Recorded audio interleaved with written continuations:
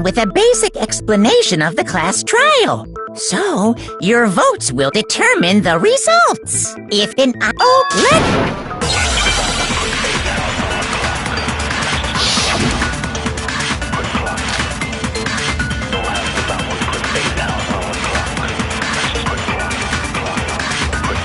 Chihiro's fatal injury. It appears it was a head wound. According to the Monokuma file, the killer used a blunt instrument. But what kind of blunt instrument could it have been? I bet it was an iron pipe. No, that's wrong.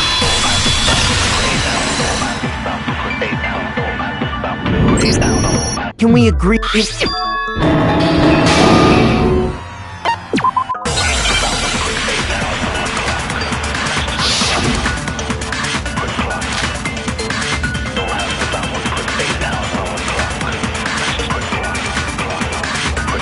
The culprit is Genocide Jack.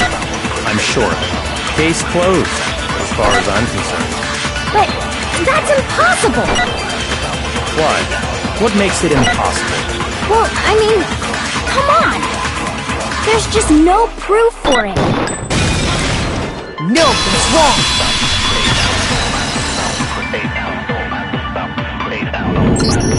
I might know one reason he could be involved.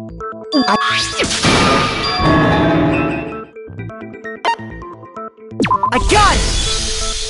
Apparently, in every Genocide Jack case, the killer suspends the body in a certain way. Other than the killer, the only people who know about this are the higher-ups in the police department. However, Chihiro was most definitely suspended in the same way. So, how did the culprit know about this when only high-level police officials were aware of it?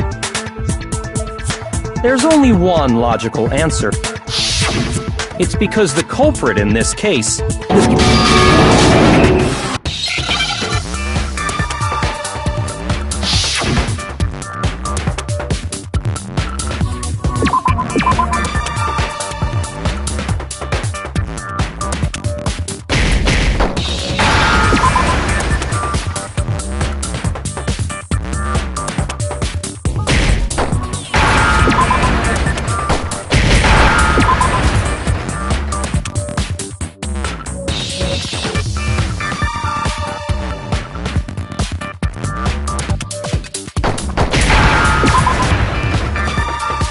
Now I understand!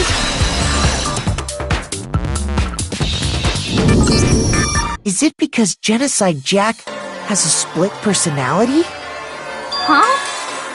I think I read that somewhere in the file, too. They thought that the suspect might have, what did they call it? Dissociative identity disorder. Oh, okay. But still, to go and say that about Miss Fukawa is... perfectly acceptable. The body is proof enough that she has a split personality.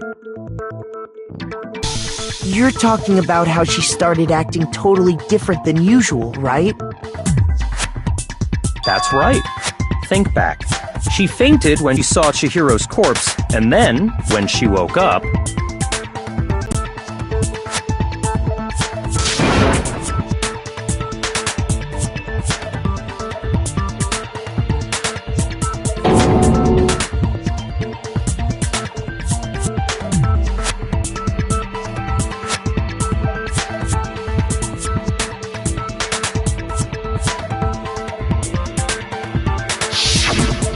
Was acting funny, that's for sure. That melancholy tone of hers completely disappeared. Don't go assigning adjectives to my tone without permission. Not to mention, once she regained consciousness and saw Chihiro's body again, she was utterly calm. In other words, within her is one personality that can handle blood, and one that obviously can. So when Toko trapped herself in her room, it's because she was scared of Genocide Jack?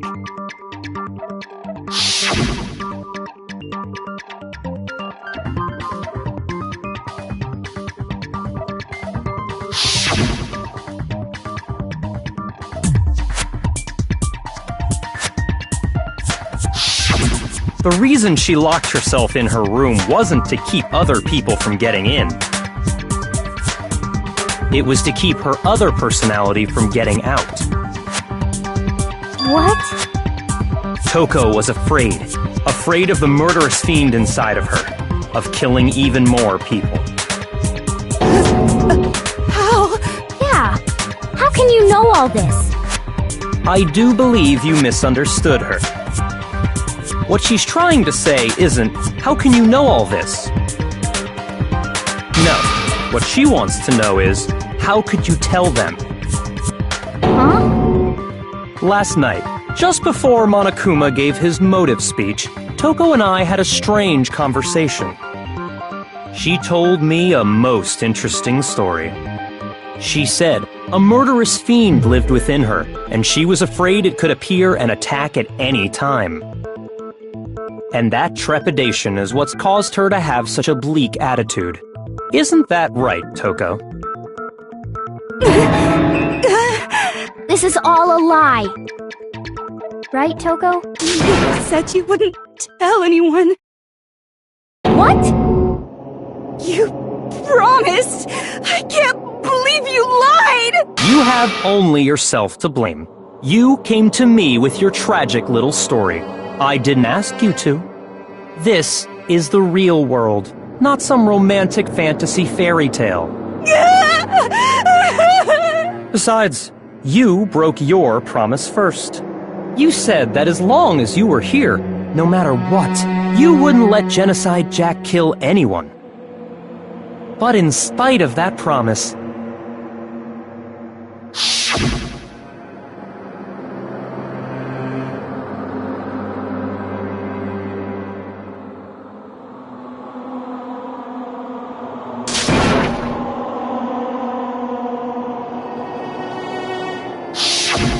You said if I kept my promise, you would go out with me. That's the only reason I promised.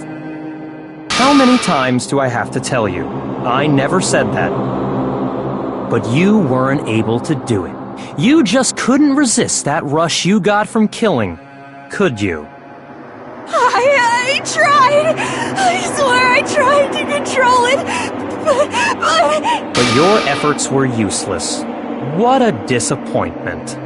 I hate you. Well, the opening act is nearly finished. All that's left is to hear from the person in question directly. The person you don't mean.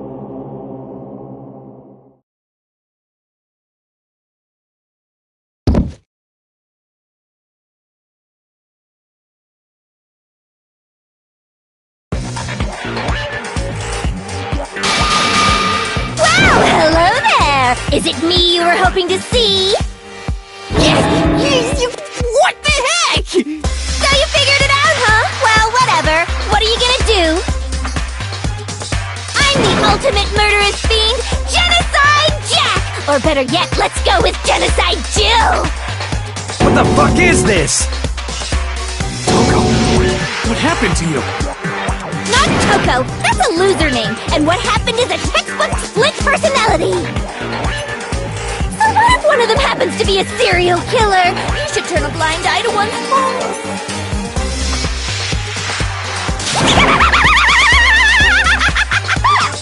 So intense. Like they say, sound in murderous mind, sound in murderous body! This one is so different from the one we've come to know. Yes, well, the world is composed of a front and a back, you know. Just like how every inning has a top and a bottom, or how in the depths of every truth lives a little lie. Behind every dark and gloomy soul lives another that shines as bright as the sun!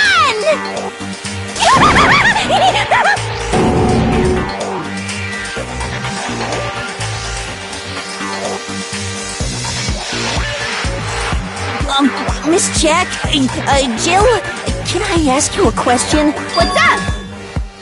Some of us think you might be the mastermind behind our entire situation. What are your thoughts on that? Well, I'll tell you, I am the mastermind of all masterminds! masterminds! Just kidding! Then it's not true? Of course it's not true! How dare you try to link me to that creepazoid! And another thing, the police and government and society in the outside world are totally powerless! I mean, they just let this idiotic, bloodthirsty maniac go buck wild all over town! Sure, I'm a bloodthirsty maniac, but life is pain, right? To live is to hurt other people. It's a necessary evil if you want to survive. The act of living itself causes pain for everyone. Just kidding again! This should be enough to convince you.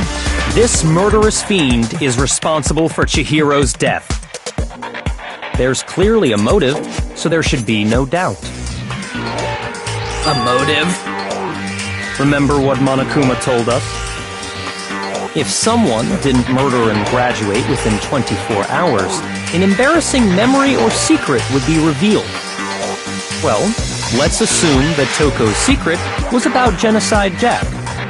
If a secret like that came to light, Toko's life would have undoubtedly been forever ruined. So she had a very clear motive to never have that side of herself exposed. Interesting.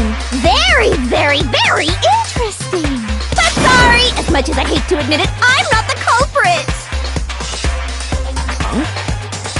But I cannot imagine anyone other than you could murder someone in such a bizarre fashion. Maybe so, but nevertheless, it's the truth. Do you really expect any of us to believe you? Yeah, I could never believe a word you say, you monster!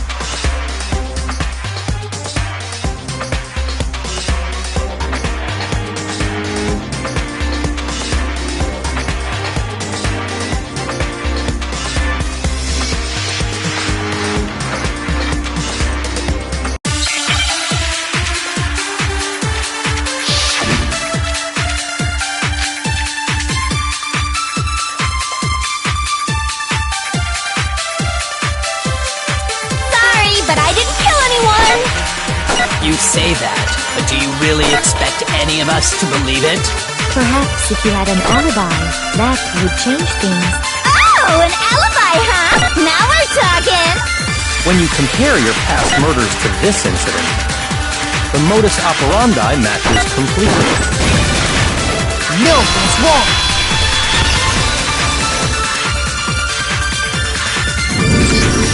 Are the methods of murder really exactly the same? I'm not so sure about that. I think there's a slight difference between the Genocide Jack cases and this one. Huh? How's it any different? Uh-oh, you don't know? Well then, human garbage, let me tell you! I murder with passion and conviction. I consider myself a professional, and I have a very particular way of doing things. Imagine you go to a fancy Italian restaurant. They're very picky about the noodles, the sauce, everything. But what happened to Chihiro? It'd be like if that same Italian restaurant started using ragu or Chef Boyardee. This is no creation of mine. Let me rephrase that, in a way that maybe makes more sense. There are two clear differences between the Genocide Jack cases and this one.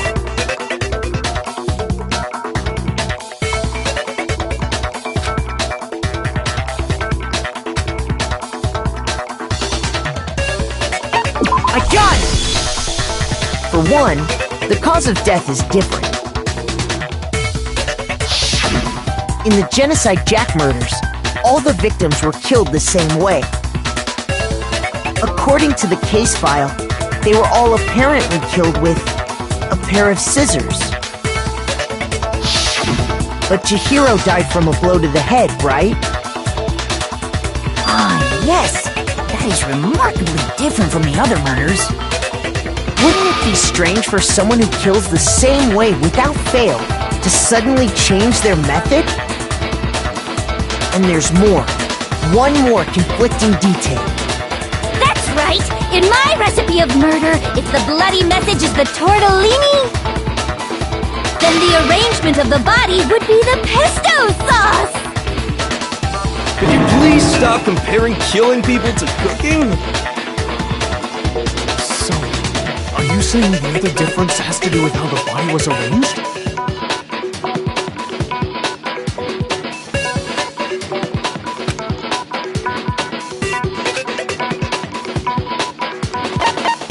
I got it! Do you remember what the killer used to suspend her? They used some kind of rope to hang her up by her wrists. What is your point? Well, in all the previous Genocide Jack cases, something else was used to suspend them. Specifically, pairs of razor-sharp scissors. And guess what? I used my own specially designed scissors for the murders and the arrangement! Like I said, I'm a professional, so naturally I'm very picky about the tools I use. And you know what else? Big Mac said there's two differences, but he's wrong. Big Mac? Are you referring to me? Listen up, Big Mac. There's actually one more difference. Huh? My word, you really didn't notice? Take a look at who the victims were in each Genocide Jack case. There's a pattern there, just waiting to be discovered. A pattern? Figure that out, and it'll be plain as death why I couldn't have possibly killed that little lolly girl.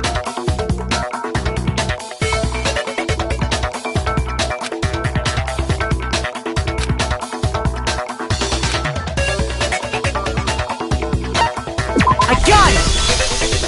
Is it because Chihiro was a girl? Bingo! Bullseye! Right on the money! What are you talking about? In all the Genocide Jack cases, all the victims had something in common.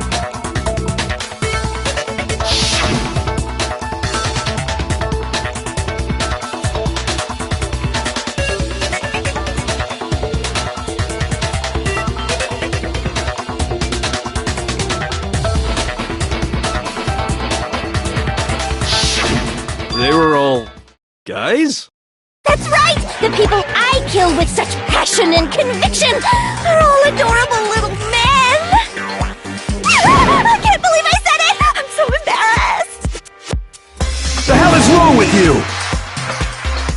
I can't help it! I'm just a full-throttle boy-on-boy fangirl, and the mopey side of me just hates it. But now I'm on the fast track to becoming a full-fledged fan madam! So, since Chihiro was a girl and not an adorable little man, you wouldn't kill her? Would an Italian chef suddenly start making ramen just because they're both noodles? Don't be stupid. I have too much passion and conviction to cross that line. That's the absolute reality of the one and only. We get it. You've clearly explained your hobby and your philosophy. But that's not all there is to it. It's a different matter entirely, when you're forced to kill in order to survive. Quiet, lowly cur! Lowly? Cur? I would never kill for a reason as petty as mere survival. And if by some fluke I did kill to survive, why would I bother with the message and arrangement? It'd make me the obvious suspect! That does make some amount of sense. Plus, whatever reason I have for killing, I would never leave out my prized scissors! Who would go out of their way to use a big, stupid, heavy dumbbell? Maybe you used the dumbbell because you couldn't find any scissors in the school? Any scissors? I don't just use any scissors! I only use my own set of high-class envy of the entire world scissors! Okay, whatever. There still aren't any in the school. Are you sure about that? Da-da-da-da!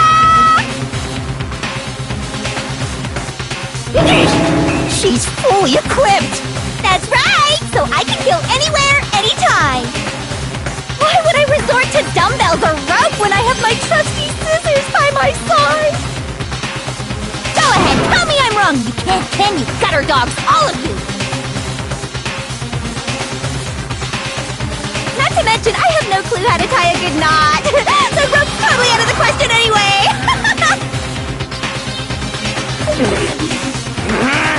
I have no idea what's going on anymore! Could such a heinous villain really be innocent? But the body really was suspended, right? And nobody but the police knew about that. Yeah! That's why we figured it had to be the real deal, and not some copycat killer or whatever.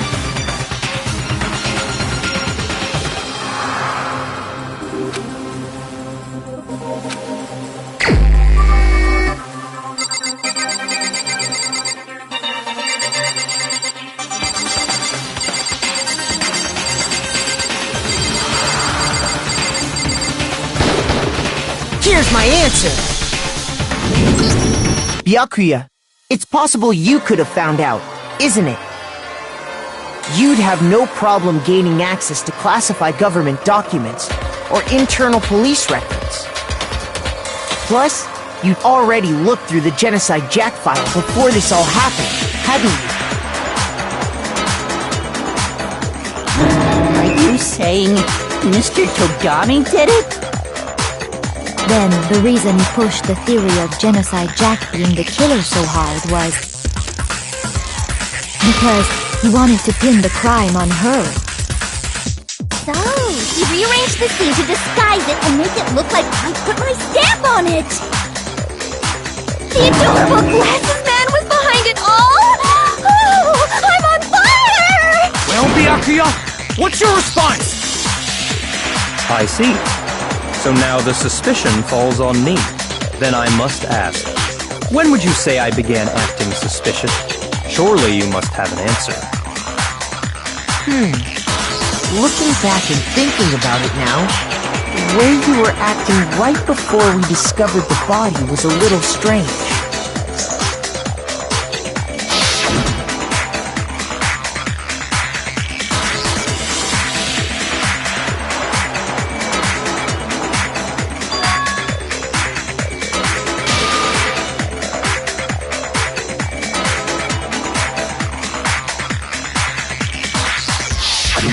You wanted to go to the girls' locker room right away, right?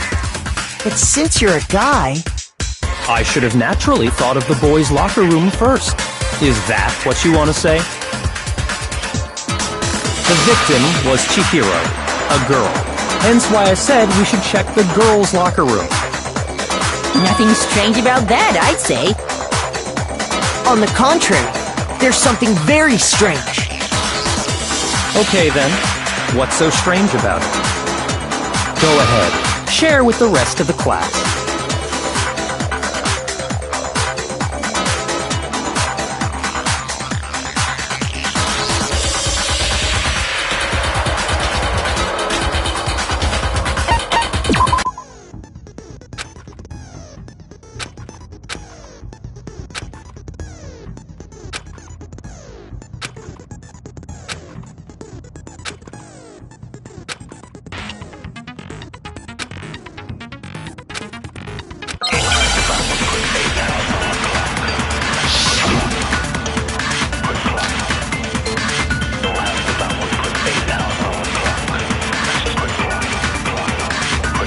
So, you said Byakuya was acting kind of weird before we found the body.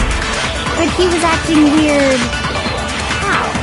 If you're presented with the opportunity to check out the girls' locker room, you absolutely take it! That's a natural reaction for any guy!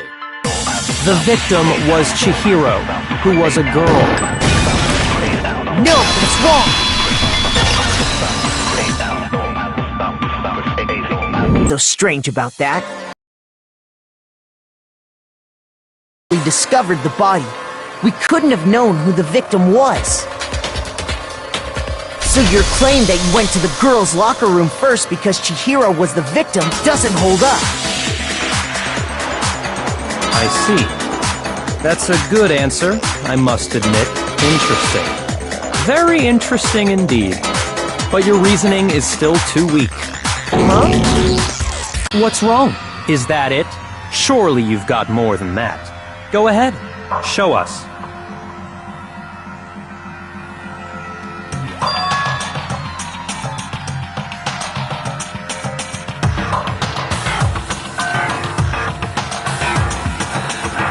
What's the matter? You're not finished already, are you? There must be more to it. There is. I think. There is more to it. Think about it. We just talked about the differences between this case and past Genocide Jack incidents. The proof you're looking for is hidden in there. Oh? Proof that I'm the culprit, you mean?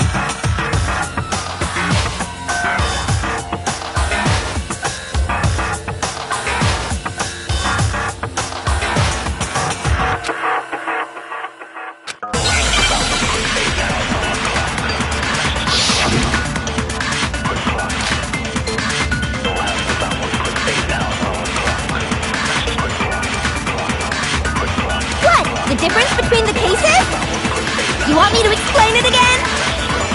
When I want to kill, I use my very own special scissors.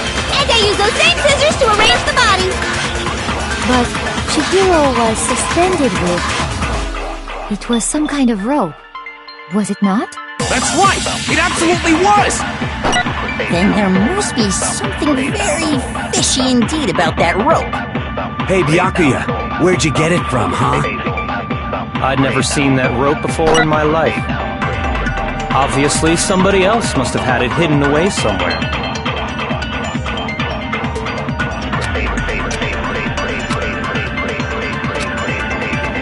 What? The difference between the... You want me to explain? When I want to kill, I use my very own special scissors. And I use those same scissors to arrange the body. But Chihiro was suspended with... It was some kind of rope. Was it not? That's right! It absolutely was! Then there must be something very fishy indeed about that rope. Hey, Byakuya, where'd you get it from, huh? I'd never seen that rope before in my life. No, it's wrong.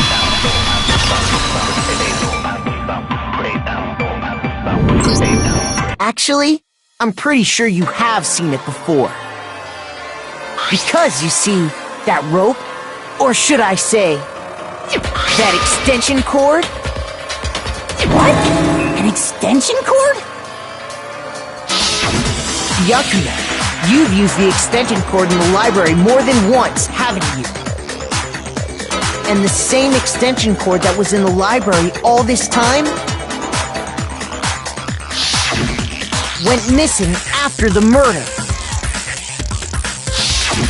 And there's no way someone who uses that extension cord as much as you do wouldn't discover that fact. And Byakuya must be the one who took the extension cord. I can't imagine any other possibility. That's really what you think? Then your conclusion is something like this? I killed Chihiro in the girls' locker room, then hung her up and wrote that bloody message. I intentionally made it look like Genocide Jack was behind it. Is that about right?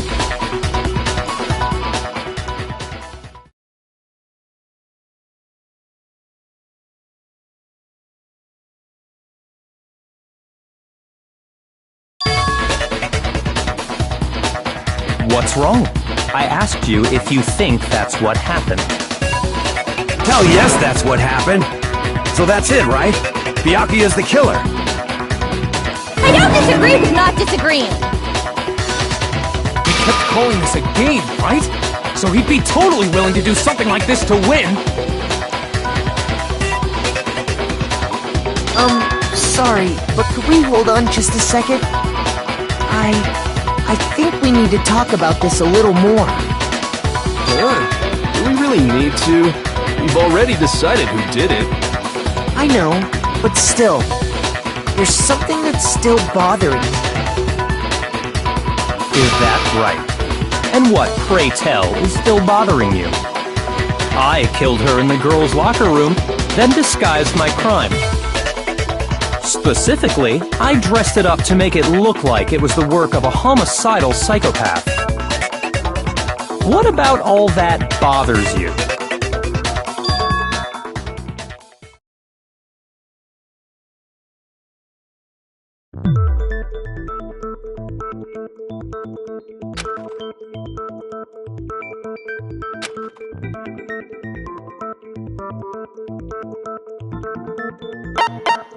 I got it! You say you killed Chihiro in the girls' locker room, right? But are you sure about that? Isn't it possible that the murder took place somewhere else? How disappointing. What kind of question is that? Even in the world of disappointments, this is a true letdown. She was found dead in the girls' locker room. There is absolutely no question about that. How could the scene of the crime have been anywhere else? Well, I think it's entirely possible that she was killed somewhere else, then carried there later, along with the rest of the murder scene. The rest of the murder scene? That was awfully specific. Please tell me you have a reason for saying all of that. I believe I do.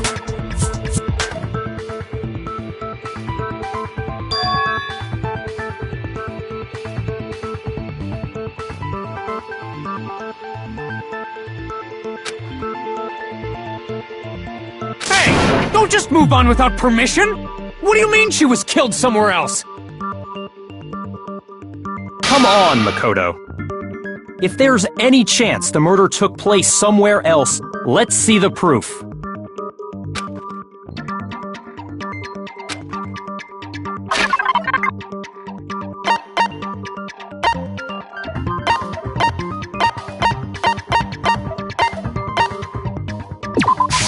I got it! The proof that she was killed somewhere else is the poster that's hanging in each locker room. Your proof is some posters? The poster in the girls' locker room was a picture of a big boob supermodel. But don't you think that's kind of strange? Why would the girls' locker room have a poster like that? I bet those massive jugs of hers were totally fake! Meanwhile, the boys' locker room had a poster of the super popular boy band Tornado. Again, that doesn't really seem to belong in a boys' locker room. So you're saying that maybe the posters were switched? And there's one other thing I noticed about the locker rooms. You know what I'm talking about, right, Sakura? You're referring to my protein coffee, aren't you? Protein coffee? While I was in the girls' locker room earlier, I spilled some protein coffee on the carpet. But I noticed that after the murder, the stain had been totally scrubbed away.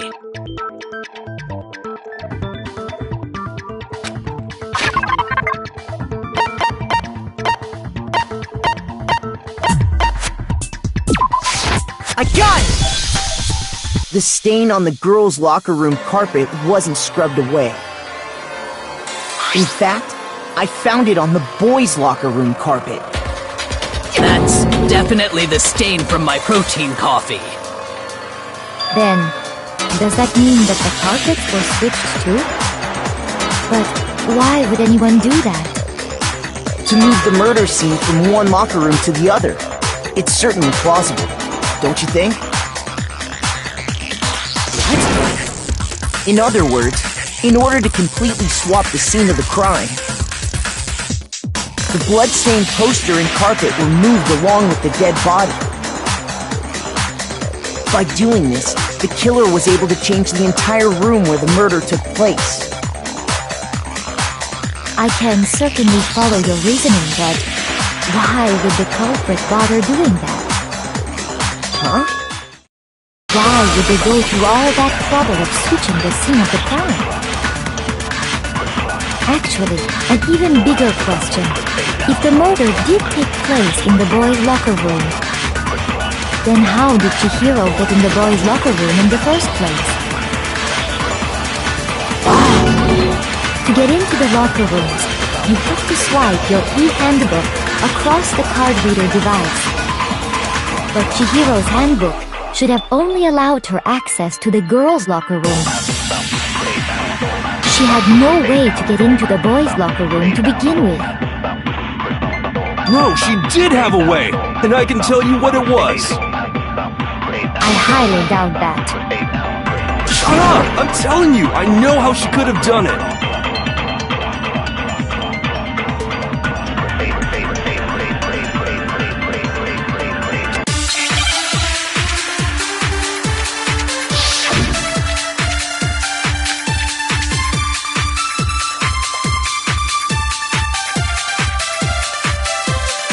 Is it really possible? Could Chihiro really have gotten into the boys' locker room somehow? Ah! I got it! She must have hacked her e-handbook! She was the ultimate programmer, after all. I'm sure that would have been no problem for her. No, I don't think that's it. She used the thing that was in the main hall. Huh? What thing? I'm talking about Leon's handbook, of course. If she had that, she could get into the boys' locker room no problem.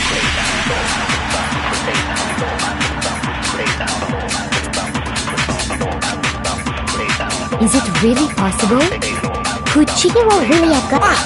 She must have hacked. She was the ultimate. I'm sure that would have... No, I don't... She used the thing that was in the main hall. Huh? What thing? I'm talking about Leon's handbook. No, that's wrong!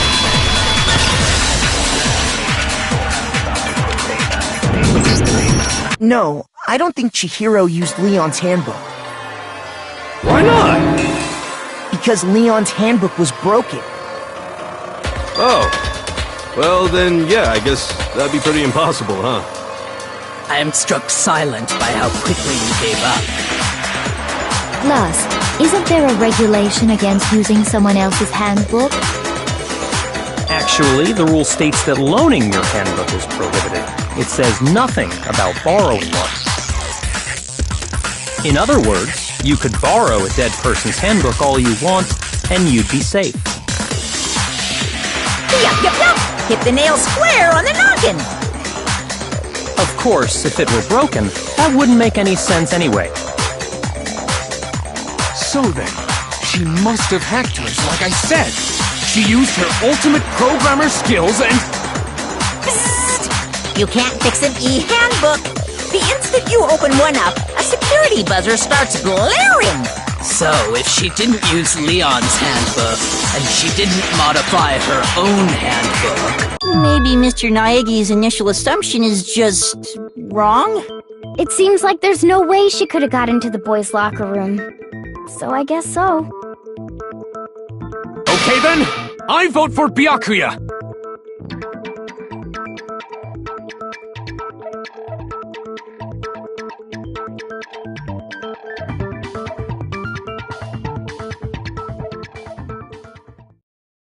Hold on a second. I agree with you, though. I think you're on the right track. What the... You finally decide to open your mouth and that's what you've got to say? There's no way she could get in the boys' locker room, right? So... Why are you so sure she couldn't get in? There's still one other way she could have gained access. What? What are you talking about? What other way is there? Well, to explain that, why don't we take a little break from the trial? I'd like you all to come see something. Wait! Just what do you think you're doing? Don't worry. This'll make the whole trial more exciting. I'm sure that thought must please you. Huh? It'll make things more exciting? Well, alright then. I declare an official class trial recess. Huh? For real? Now then, what is it you want to show us? It better not be boring or I'll be very unhappy. Oh, I have no doubt it'll meet your lofty expectations. So, shall we go?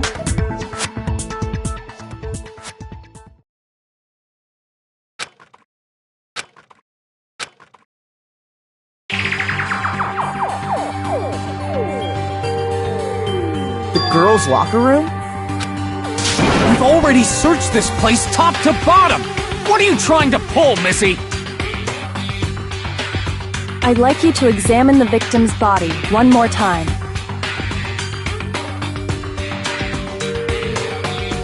Be sure to examine the entire body very carefully.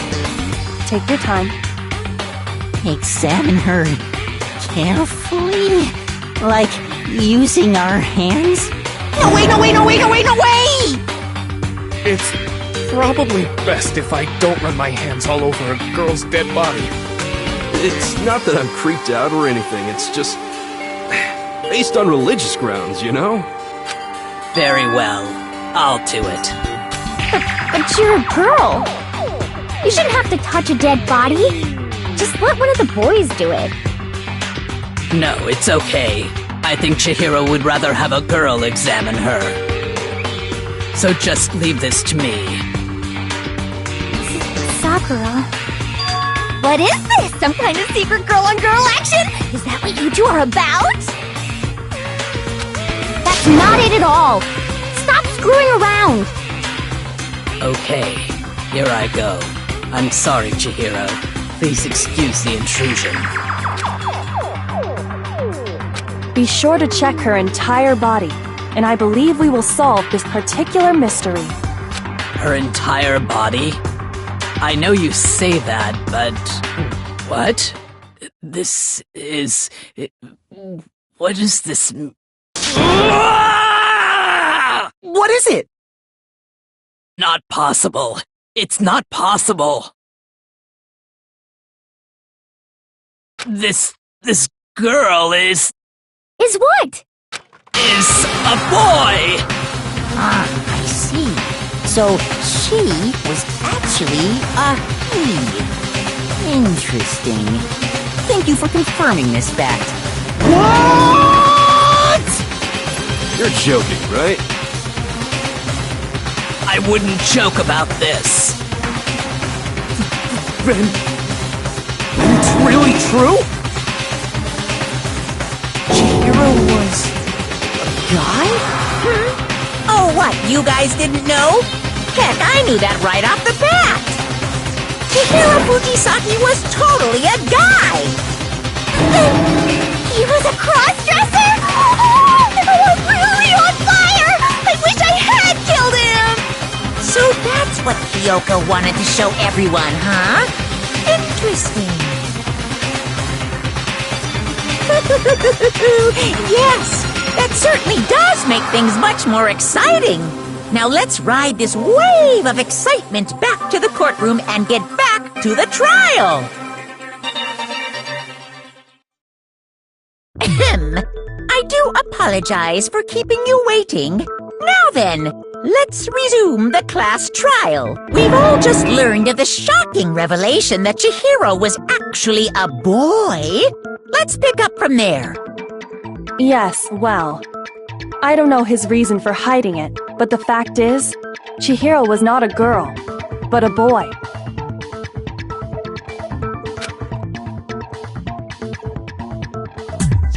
And because the victim was male, he would have had no problem gaining access to the boys' locker room. Assuming his handbook did, in fact, list his gender as male, then yes, that would be true. Of course his handbook said he was a boy. He dressed like a girl, but he was a boy through and through. So then, there should be no issue with Makoto's initial assertion. The victim was killed in the boys' locker room, and was then later moved to the girls' locker room. And the killer could have easily used Sayaka or Junko's handbook to get into the girls' locker room. So Chihiro really was killed in the boys' locker room? I still don't understand the motive for moving the body, but yes, that does seem plausible. Well, I must admit, I did find it rather odd. I knew he felt a little off. There was a certain incongruity to his female body. This is the most titillating situation! So now everything has been connected. All the mysteries have finally become clear. Okay, well, connected or clear or whatever. We still think you're the killer, remember? Very interesting. This has become very interesting indeed. He's off in his own little world. What about you, Makoto? After everything we've learned, do you still think Byakuya's the killer? Well, without a doubt, Byakuya is the one that made Chihiro's death look like Genocide Jack did it. But I think he might not actually be the killer after all. What? But aren't you the one who accused him in the first place? He just seems to be too easygoing about all this. Like he's enjoying us solving the mystery. The way he's acting, it makes it seem like it doesn't have anything to do with him. And you think that might be because it doesn't have anything to do with him? Plus, the evidence he left behind was a little too... how can I put it? Overt. He consciously chose to use the extension cord, knowing it could connect him to the murder. At least, that's how I see it. And Byakuya, when you found out the murder took place in the boys' locker room, it seemed to rattle you.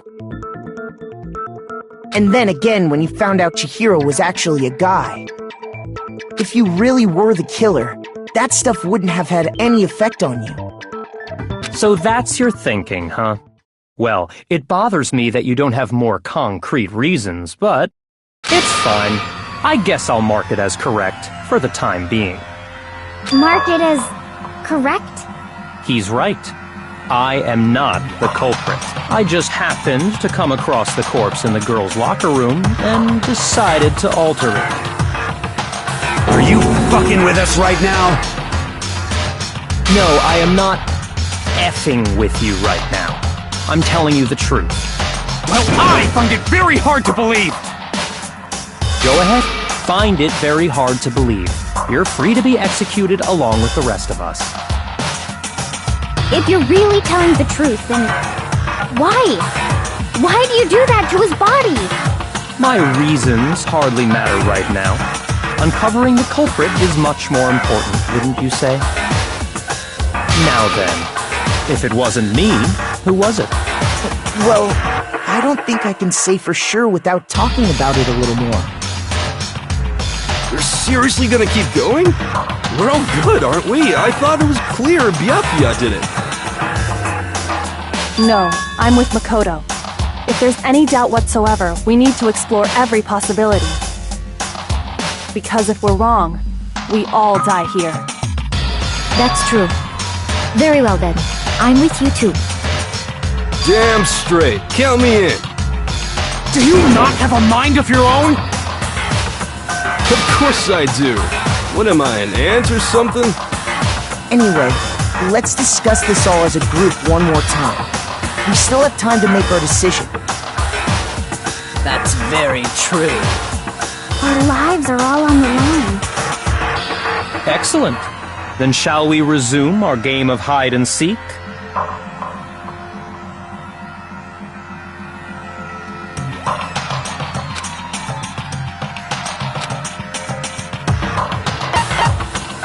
I got it!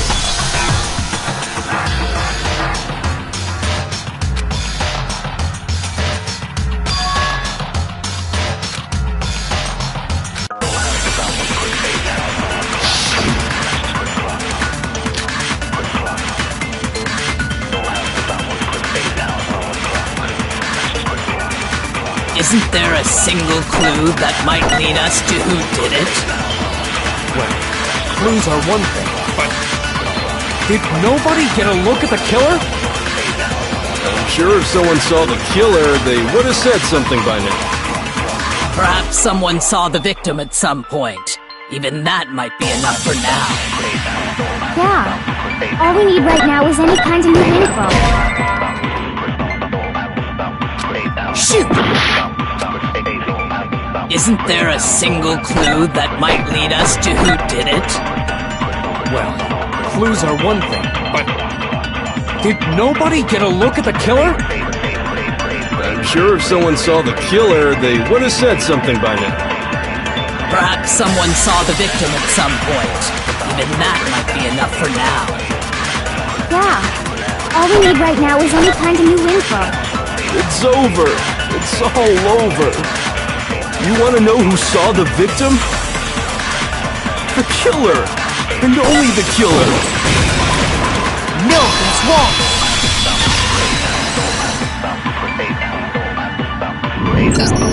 I believe someone else did see the victim before he was murdered. What do you think, Celeste? Now that you mention it, yes, I did see him. Huh?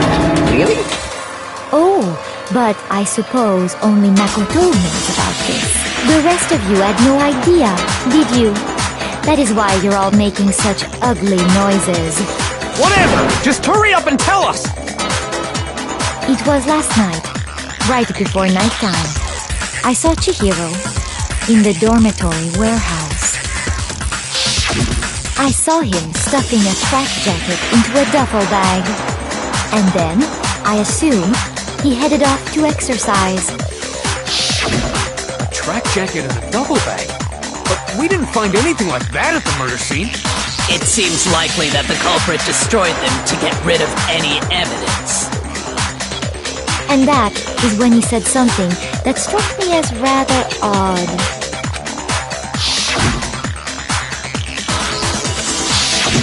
Chihiro told me he was in a hurry. But why would he be in a hurry? Only if someone were waiting for him, I should think. So, Mr. Fujisaki was on his way to meet with someone, and then they were going to work out together? But Hina and I had invited him to exercise with us plenty of times, and he always declined. Probably because he was afraid you'd find out the secret he was hiding, right? Which means that conversely, he must have trusted whoever he was meeting with very much. Enough so that he was willing to risk his secret being revealed. Ooh, the marvelous friendship! The point is, whoever he met up with is the culprit, right? So we just gotta figure out who it was. But knowing what we know, I can't even guess. No, you already have what you need to make the connection. Huh? You know who the killer is. Seriously? Who is it? Who's the killer? Think back to the track jacket and duffel bag the killer disposed of. Focus on the details of these items, and it should become obvious who was waiting for him. Are you sure about that?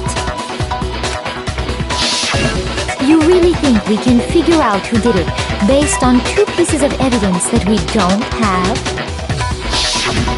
What? You want to track down some fingerprints or something? Even if we had the equipment for that, we wouldn't know how to use it. As was noted, the evidence is already gone. There's nothing to get fingerprints from. Maybe, but we can make certain inferences if we just take the time to talk it out. Easy for you to say. But fine. Celeste, did you notice anything special about the bag or jacket? The bag was just a normal duffel bag from the warehouse. All the bags in there are the same. Imagine what would make that one special. Well, if I remember right, there was a decent variety of tracksuits to choose from. Do you think there might be some connection between the culprit and Chihiro's jacket? Perhaps. Let's explore that and talk a bit more about the jacket he took.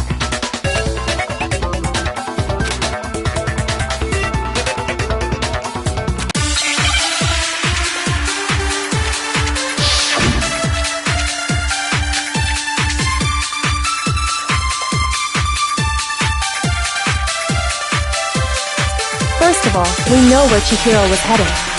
He was on his way to go exercise. So next we have to ask, why did he choose the specific tracksuit that he did? What do you mean, the specific tracksuit? I got it! He picked that tracksuit because it matched the one the culprit was wearing! So, what you're saying is, the killer was wearing the same blue tracksuit as him? No, it's wrong!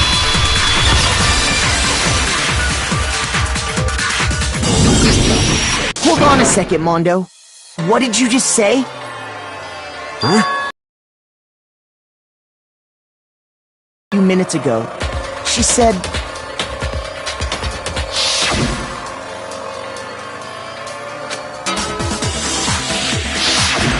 She never said anything about the jacket's color. So why did you say Chihiro's blue tracksuit? What are you... You just... Hey, Celeste, what color was Chihiro's tracksuit? As a matter of fact, it was blue. And before we began the trial, did you... The only one I told about any of this was you. Then, Mondo, how did you know what color Chihiro's tracksuit was? Because I just... I'm sure he saw the clothes at some point in the investigation. No, that can't be it. The bag and clothes were surely disposed of by the time we began our investigation. Then the only reason he could have known what color the tracksuit was is if he saw Cherry with it before he died! That's the only possibility! Cherry? But are you talking about Chihiro? So, how about it? Did you see the tracksuit or didn't you? Just by chance. I just happened to see it last night. He walked past me, and he was carrying the tracksuit in his hands. No, that can't be it either. According to Celeste's testimony...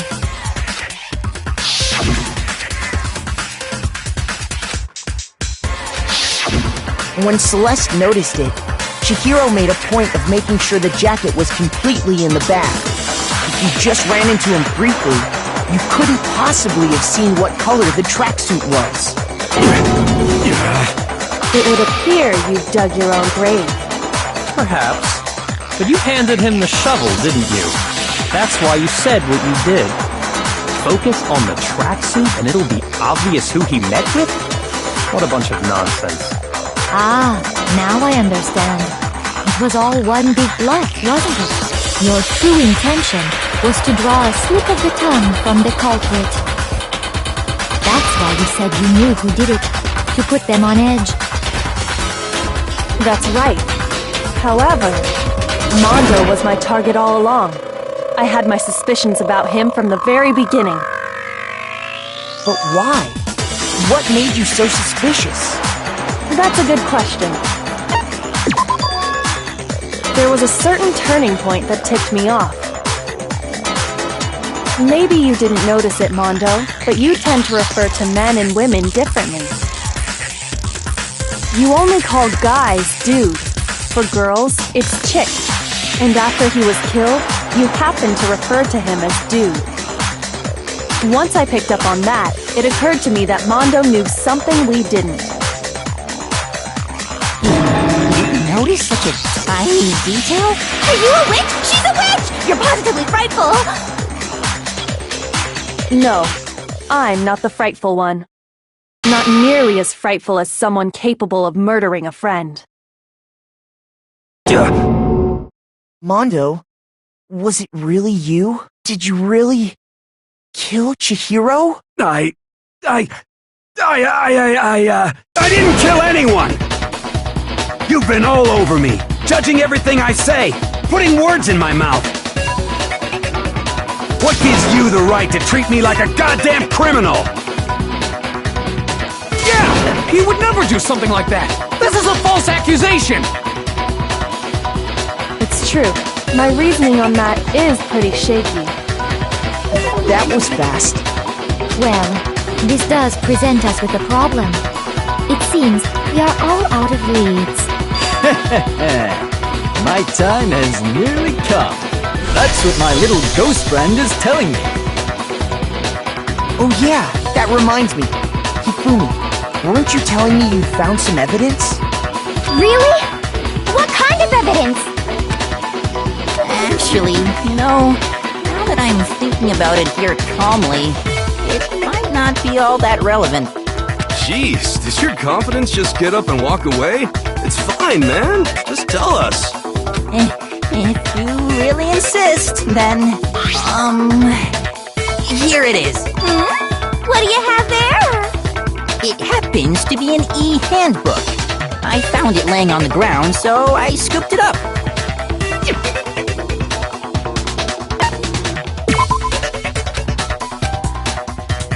Shoot! I got it! We know Chihiro's handbook was missing from the scene of the crime, right? For a fact. For a fact indeed! I was totally sure I'd found it. Then it must hold some clue about the culprit, right? Well, that's what I was hoping. But it's busted. It won't even turn on. I imagine the culprit broke it to get rid of any evidence after the murder. That's odd. I didn't think the handbooks were quite so fragile. You're right. They're not.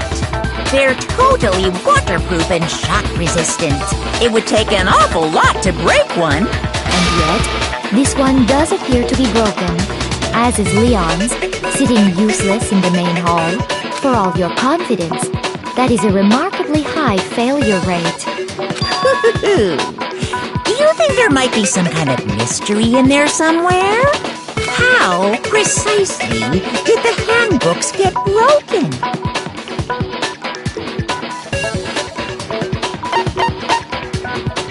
I got it! You already told us before that the handbook has one weak point, didn't you? You remember that? Sure, maybe I let that slip, but I never told anyone what the weak point actually was. But if the handbook is supposed to never break, and two of them broke in quick succession, then we can only assume that someone's figured out its weakness.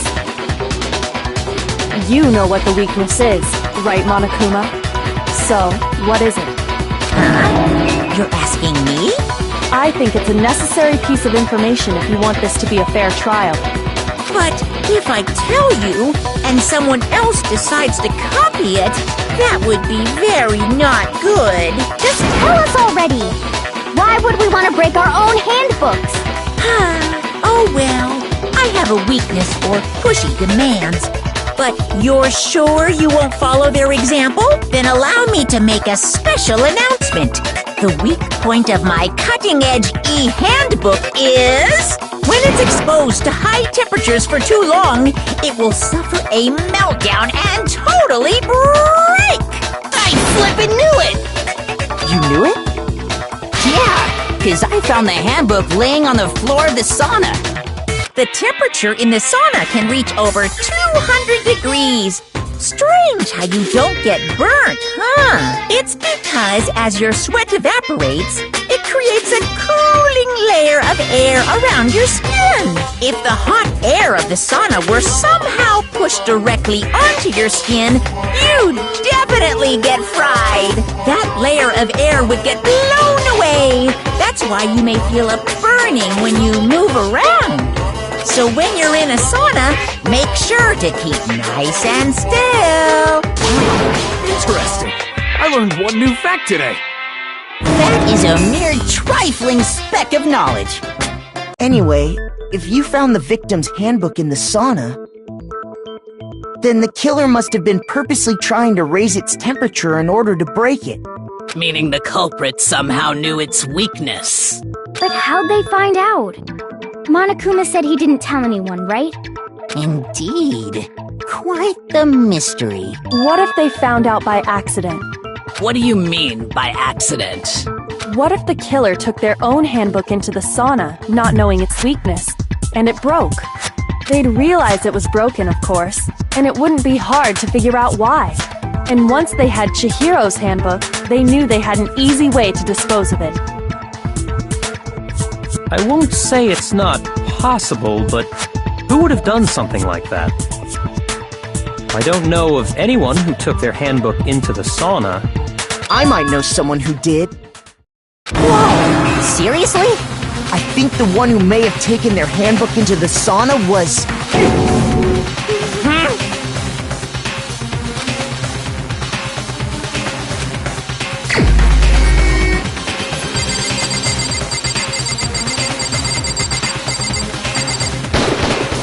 Here's my answer!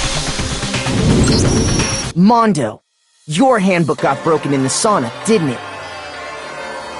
What? Why? Why do you keep accusing him? Mondo and Taka had an endurance contest in the sauna not too long ago, remember? And for the contest, Mondo just so happened to keep his school uniform on. But little did he realize, he'd also left his handbook in one of his uniform pockets. And when it was all over, Mondo discovered that taking your handbook into the sauna could easily destroy it. No, wait, hold on! You've got it all wrong! He would never kill! I don't accept this! Show me the proof! The actual solid proof!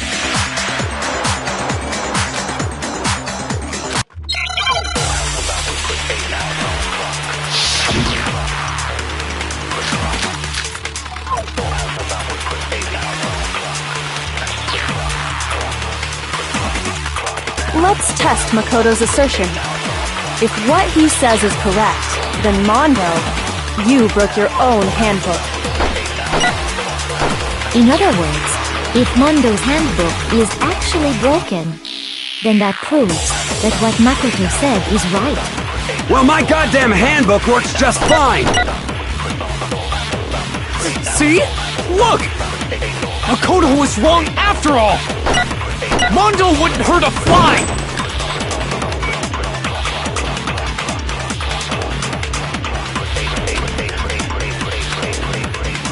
Let's test Makoto's assertion.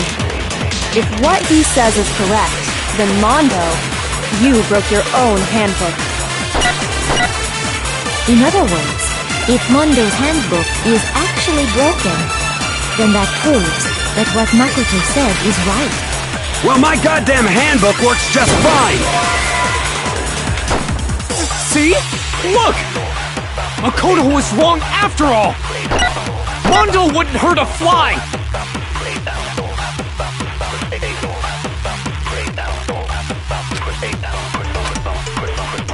Let's test Makoto's assertion. If what he says you broke your own, in other words, if Mondo's hand, then that proves that what Makoto said is right. Well, my goddamn handbook works just fine! No, but it's wrong!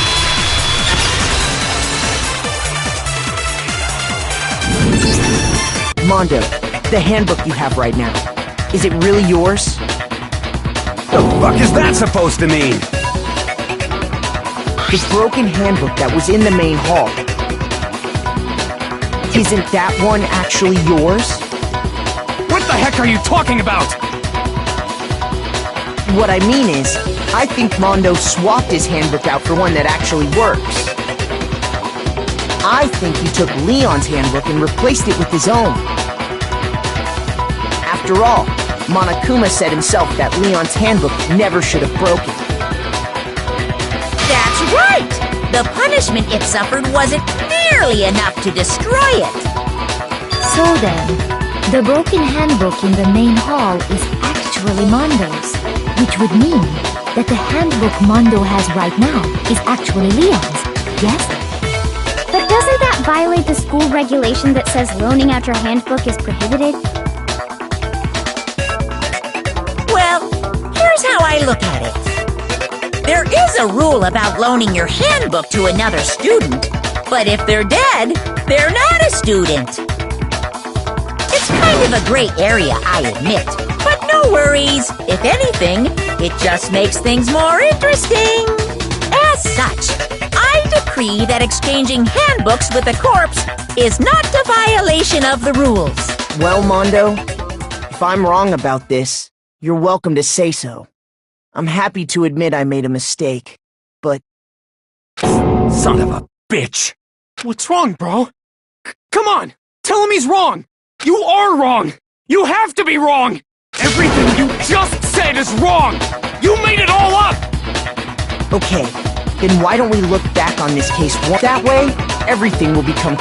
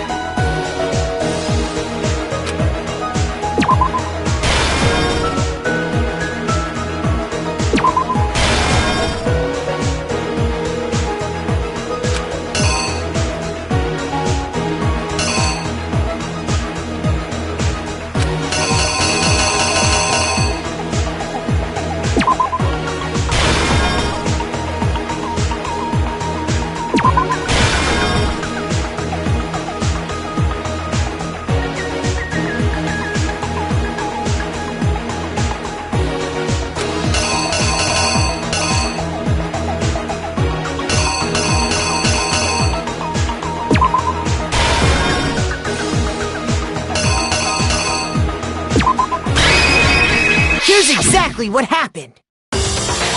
First, let's take a look back to before the incident. Last night, Celeste saw Chihiro in the warehouse, correct? At the time, she was apparently stuffing something into a duffel bag.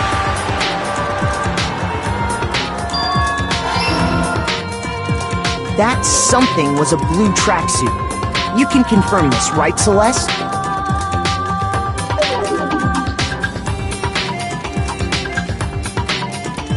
With bag in hand, Chihiro headed out, even though it was officially nighttime. She made her way to the locker room, specifically the boys' locker room. But how could the victim, who was apparently a girl, access the boys' locker room?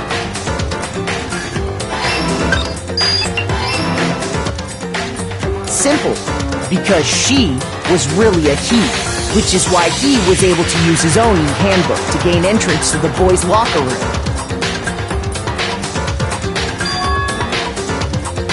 Once inside, he met with someone there. And the person he met was the one who killed him.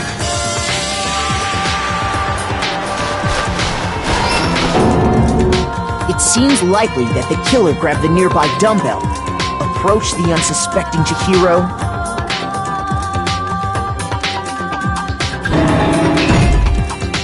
and attacked him. And that's where the bloodstains on the poster and carpeting in the boys' locker room came from.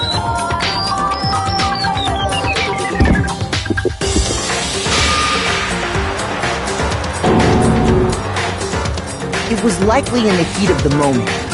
The body was arranged, but the murder itself felt unplanned.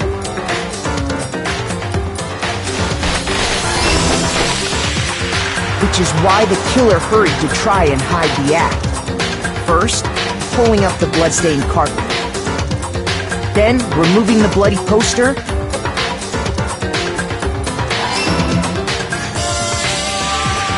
and finally carrying the corpse into the girls' locker room. A girl's handbook was necessary to get into the locker room, of course. But this alone doesn't prove that the killer was necessarily a girl.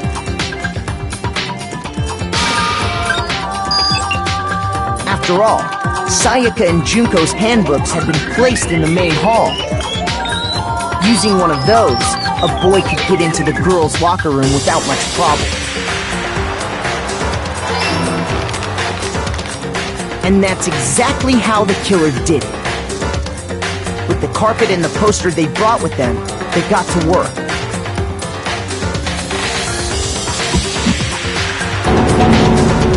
They changed the layout of the boys' and girls' locker room in what you might call a crime scene switch.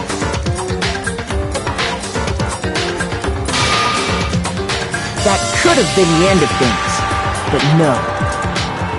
Byakuya discovered the body and decided to intervene in the situation, making things even more complicated.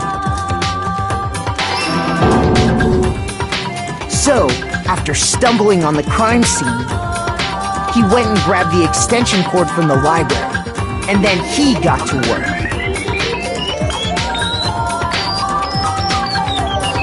He used the cord to string up Chihiro's lifeless body.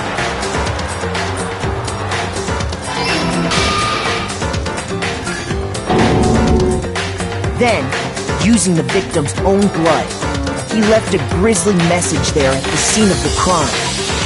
He wanted to create the illusion that Genocide Jack was responsible for the slaughter.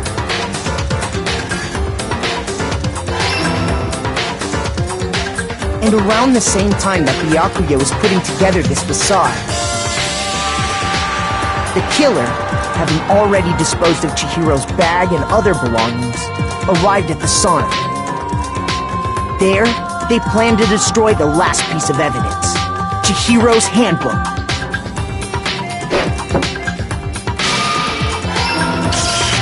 And just as the killer expected, the steamy sauna was enough to ruin the electronic gadget. Somehow, the killer knew that the handbook couldn't stand up to the heat of the sauna. And the reason they knew that is because the sauna had already wrecked their own handbook. And that's how it all played out.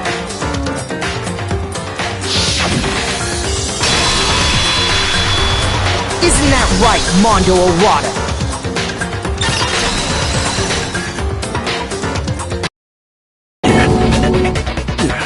Wait! No! This can't be right! Where's your evidence? Yeah! Where's your evidence? You need evidence! You need proof! Without any proof, you can't pin any of this on him!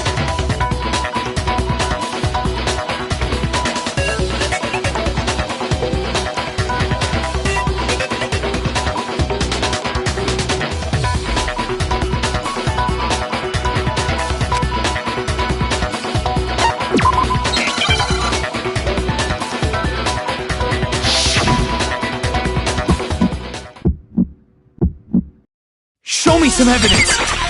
You're wrong! I won't listen! I refute you! False! Show me some evidence! I won't listen! False! I refuse to vote! Show me some evidence! You're wrong! I won't listen! I refute you! False! Show me some evidence! I won't listen! False! Show me some evidence! This should prove it!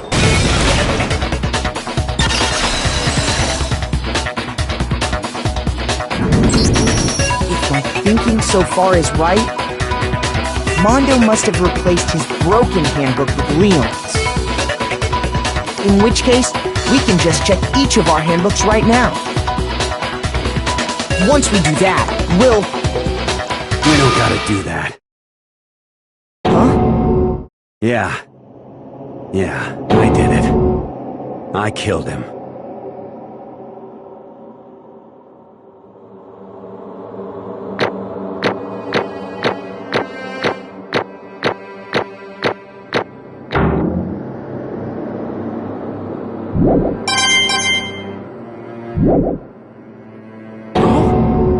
Bro! What are you saying? I got no choice, man. After hearing all that, I gotta just... give up. Go ahead, Monokuma. Get it over with. Ask for the goddamn verdict. Roger that! Wait! Hold on! No waiting! No holding on! Time for the moment we've all been waiting for! Grab your lever and give it a yank! Who will you elect as the Blackened this time around? Will you make the right choice or the dreadfully wrong one? What's it gonna be? What's it gonna be?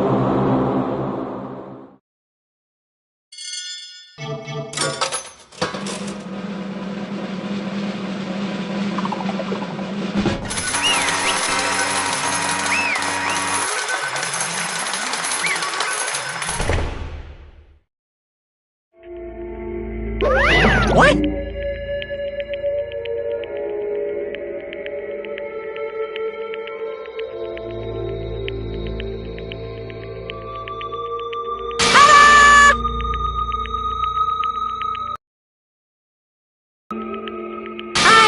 Unbelievable.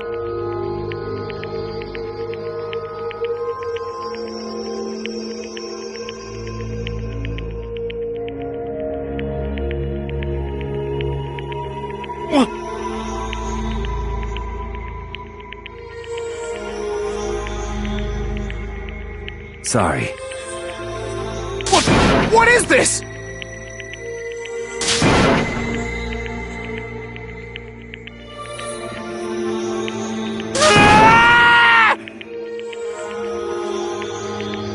Now then.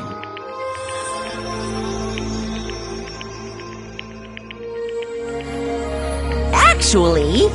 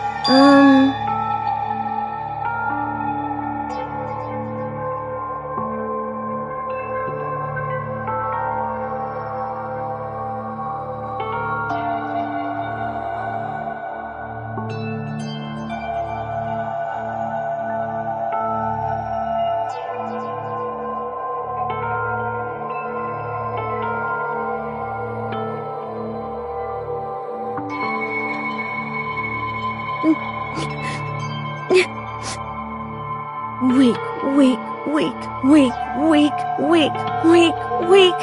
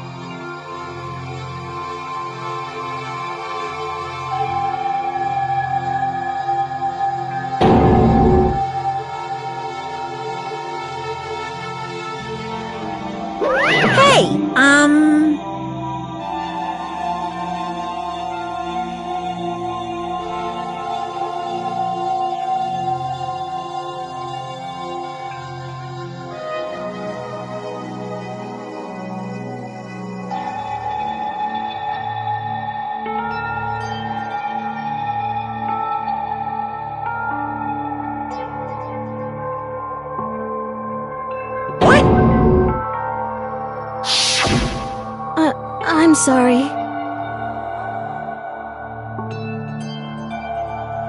But...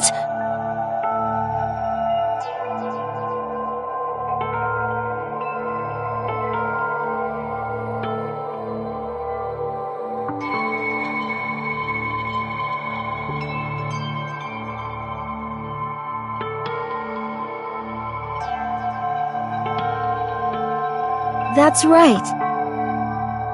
I want to change.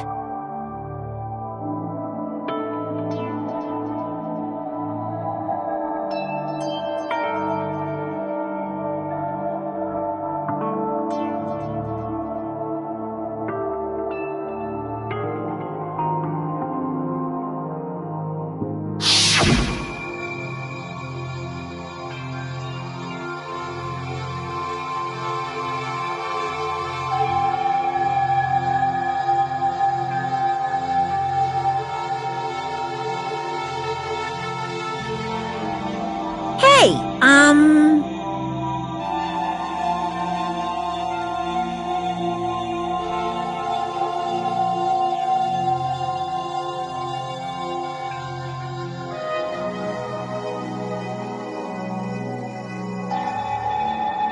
Yeah, that's right.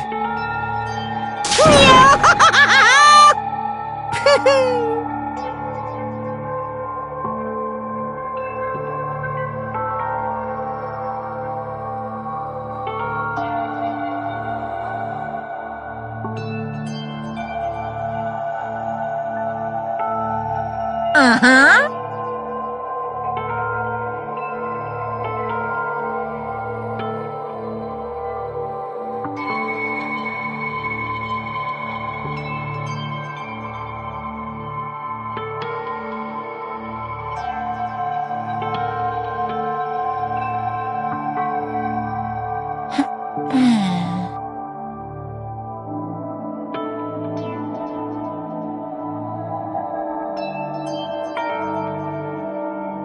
Correct.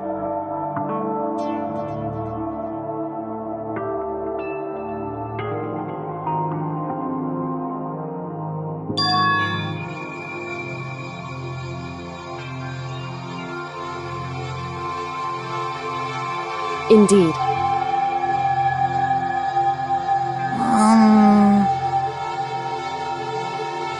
Certainly.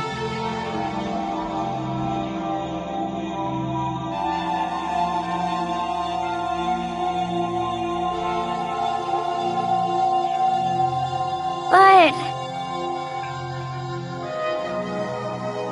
Because...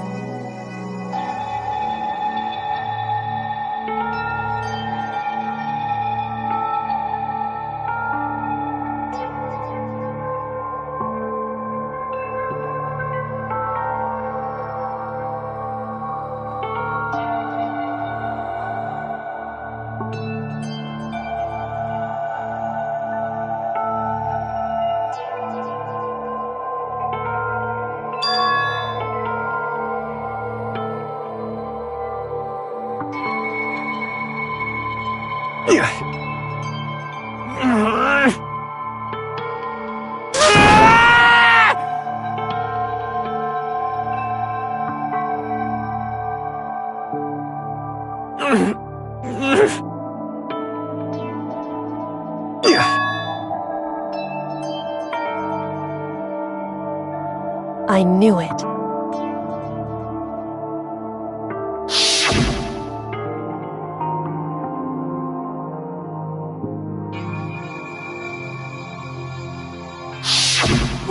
What is this?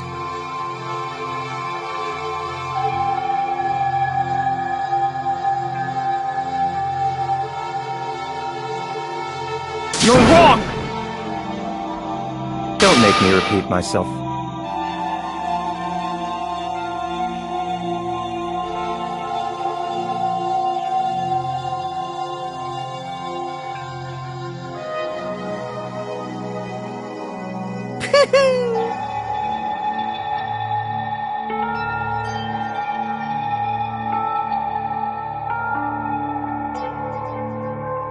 Hey,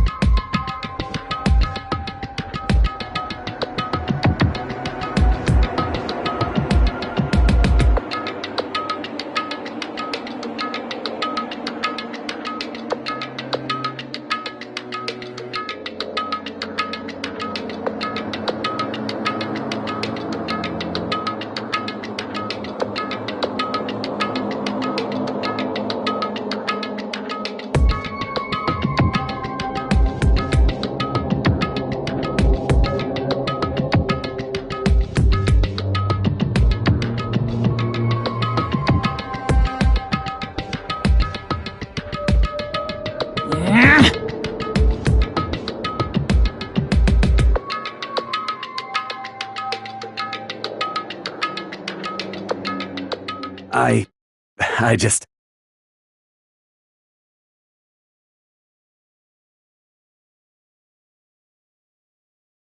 Don't fuck with me!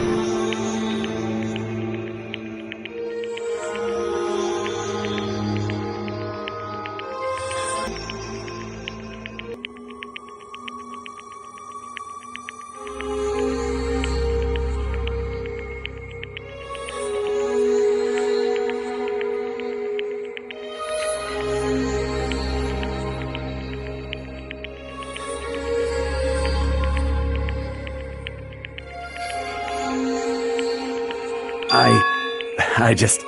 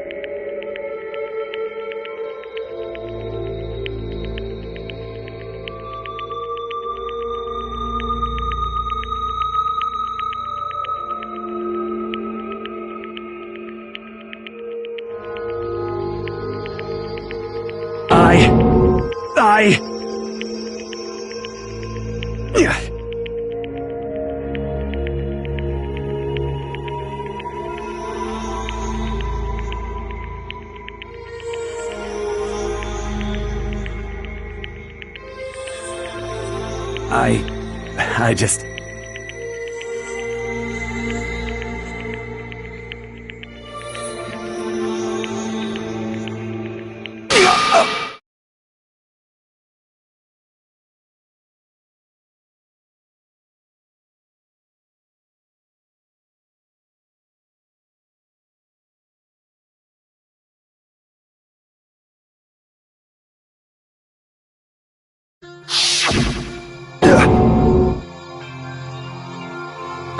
I'm sorry.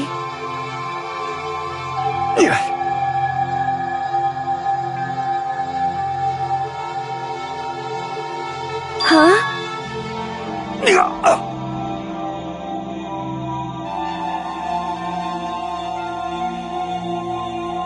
But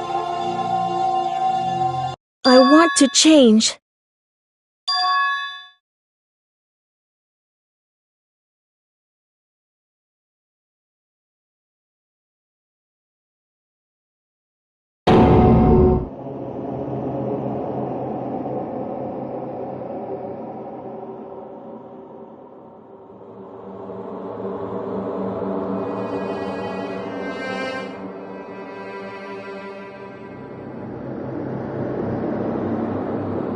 You piece of... What? What? Huh?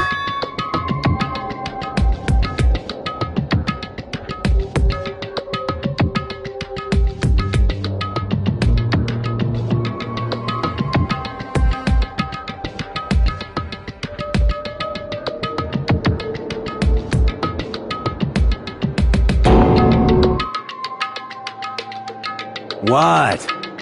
What?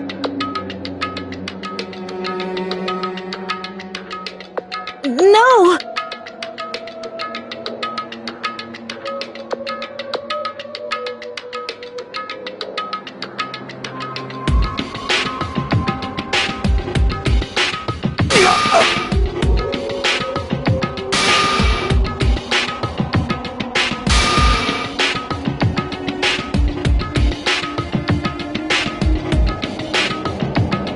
What's wrong? Damn you!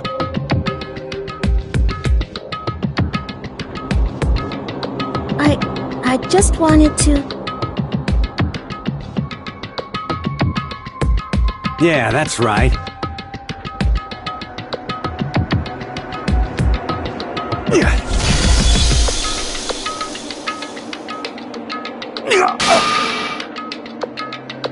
You son of a bitch!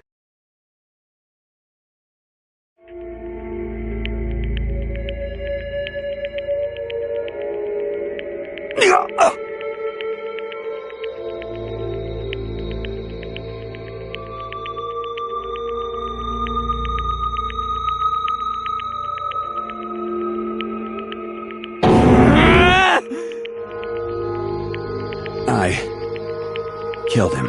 I killed Chihiro.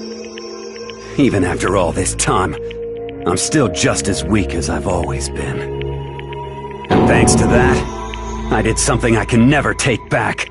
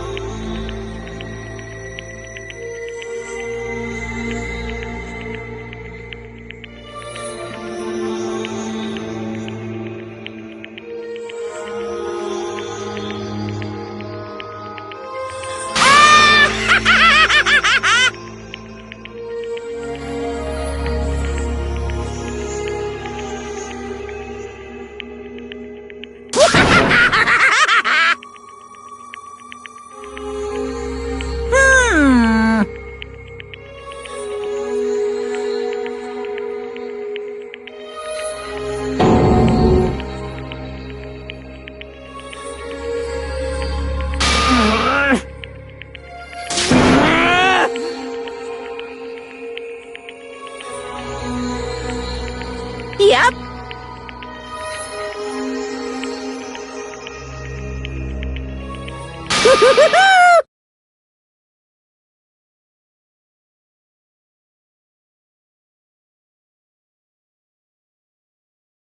can't be. Well now, well now, well now, well now.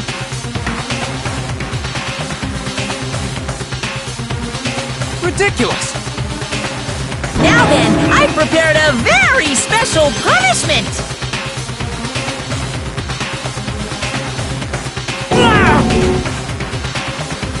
Let's give it everything we've got. It's punishment time!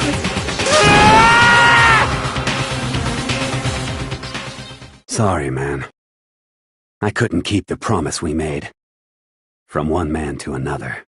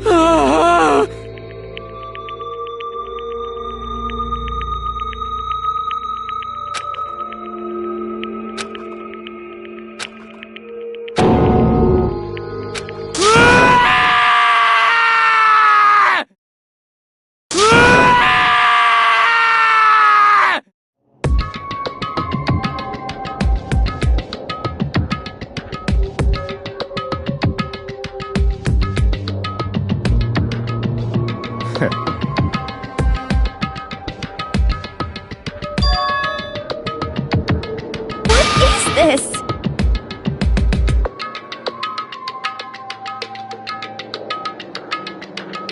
Naturally. Hey.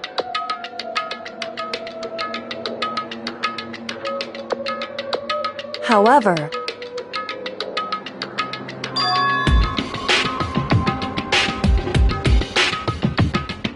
what?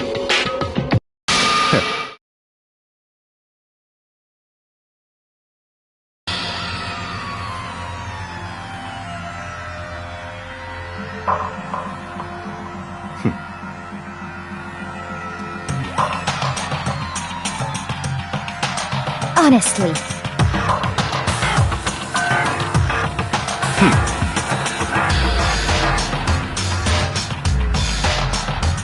There is nothing to be done.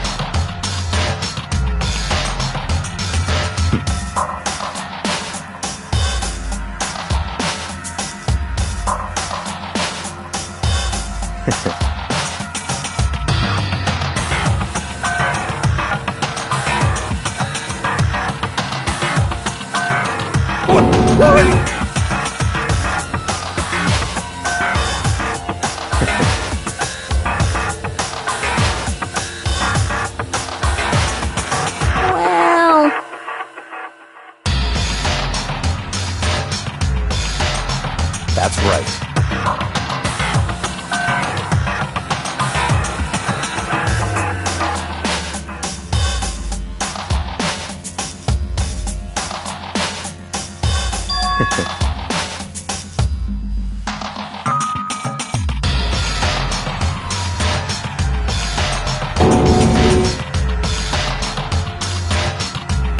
I see.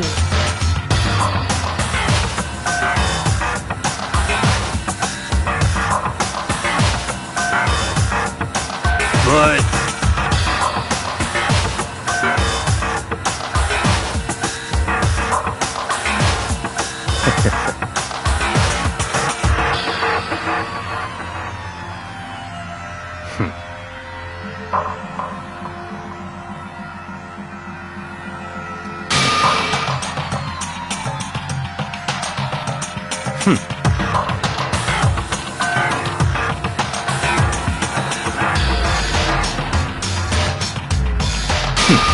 Interesting.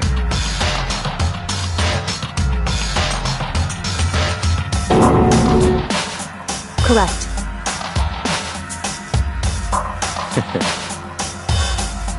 Indeed.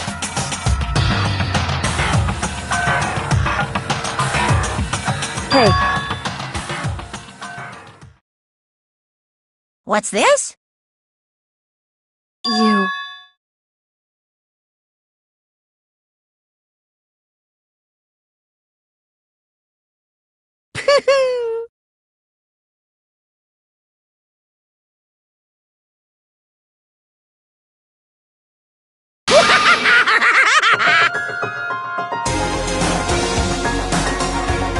What?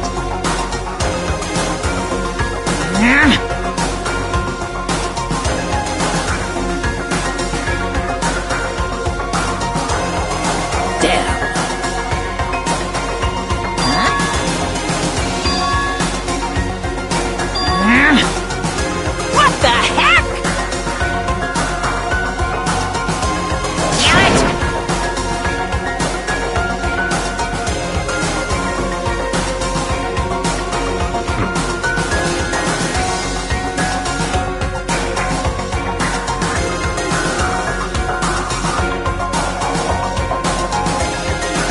Ooh, how exciting!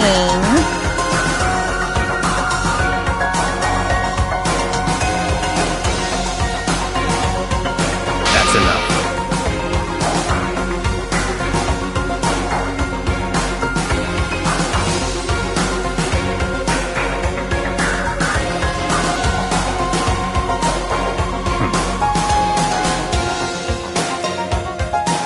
In the name of my family.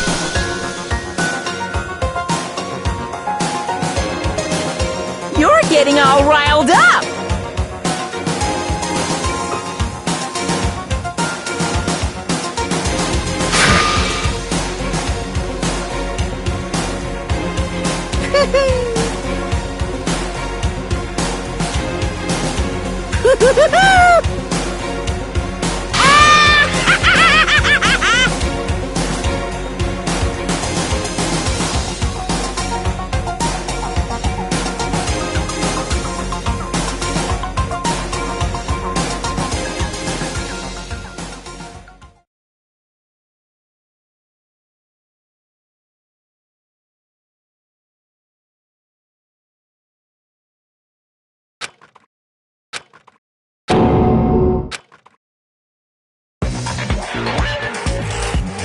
Well, anyway, like I was saying, this is a pretty good spot. Yeah, a really good spot. Anyway, isn't it amazing how that girl went and killed someone before things even had a chance to get boring? Once things really get moving, it'll be like a roller coaster. There won't be any stopping it. Fear and despair charge forward at a speed nothing can hope to match. But I must admit, I'm disappointed. I went to all the pain and effort of making you part of the group, and you couldn't play your part. You do remember you were supposed to make the first move, right? Well, no biggie. Nothing we can do about it now. So just do your best to make things more exciting from now on, okay? After all, that's what everyone wants to see.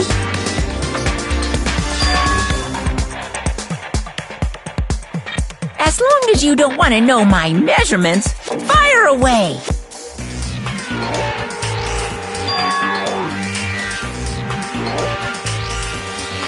Ooh, my, you really took me by surprise there.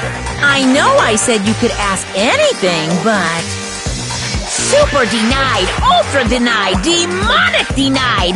Because you see, that's my ace in the hole. And nobody'd be dumb enough to reveal that, right? No matter how close they were to their friends.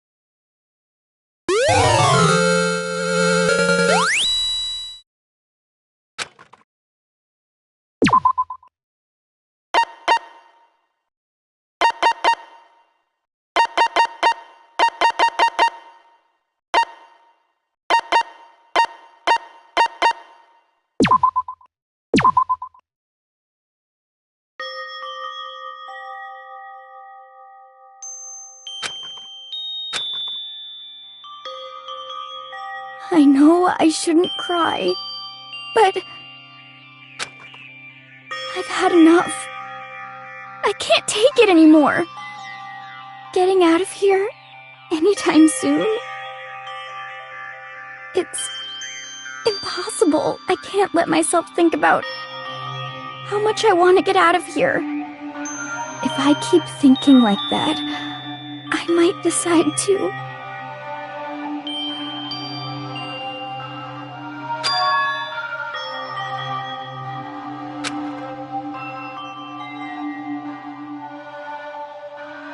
Okay.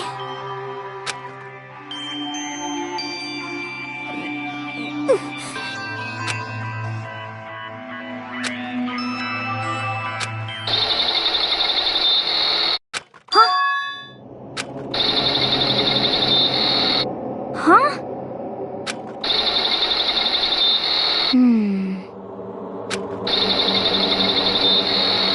But...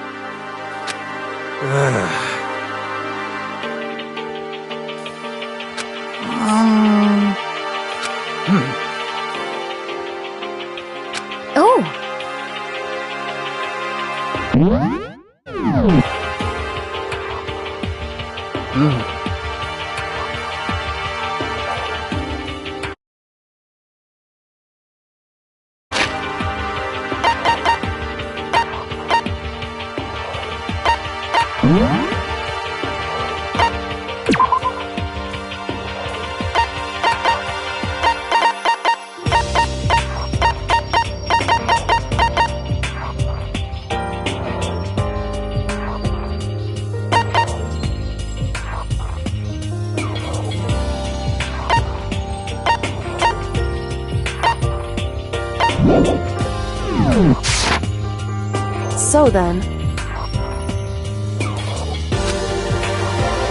How about that?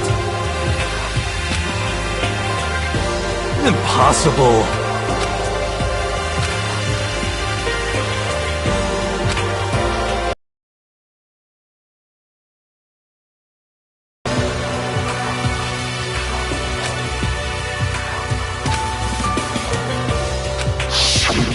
Well...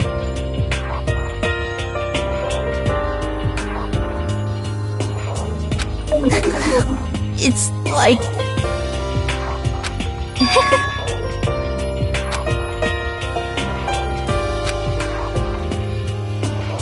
Well...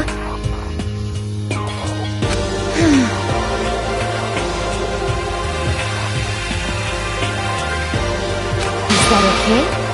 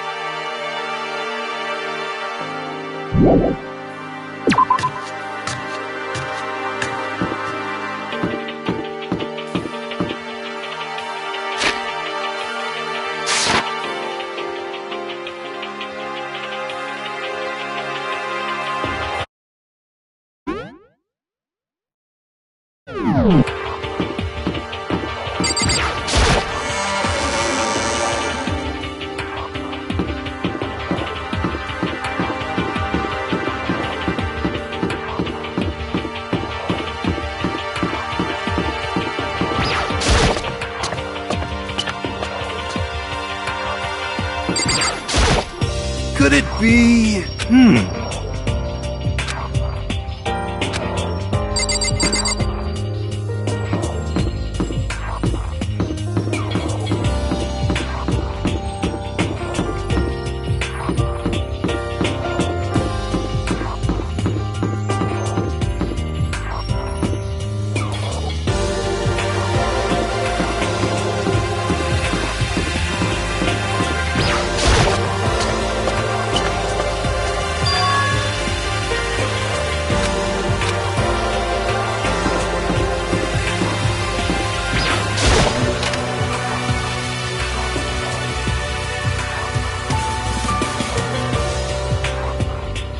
Let's see.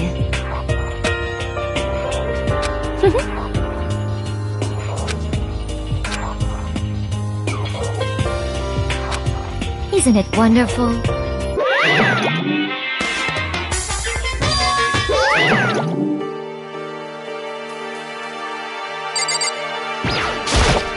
There is nothing.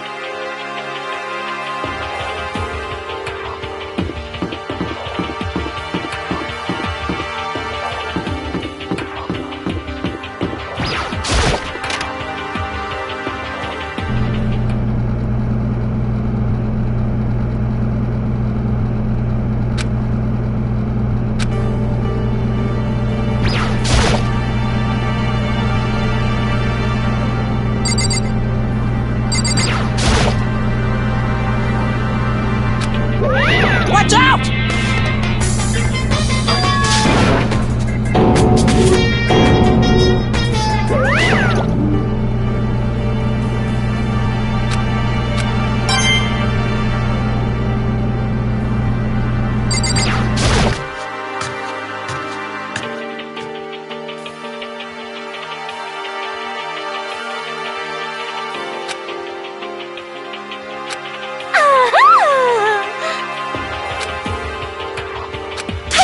Seriously excited!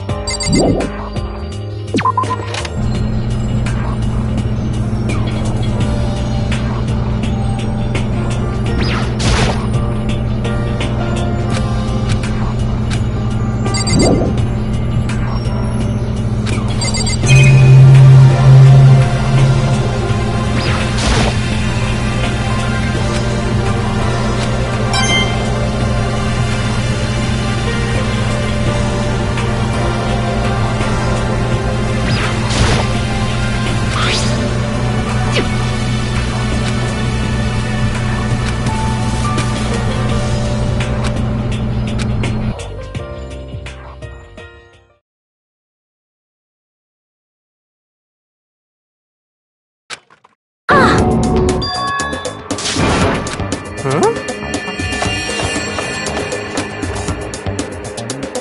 Hina.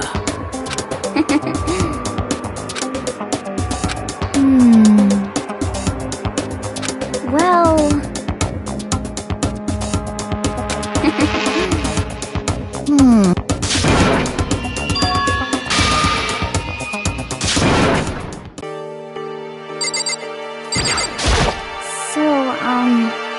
Could it be?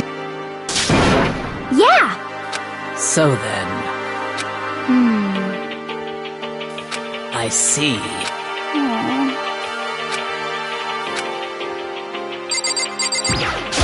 Correct.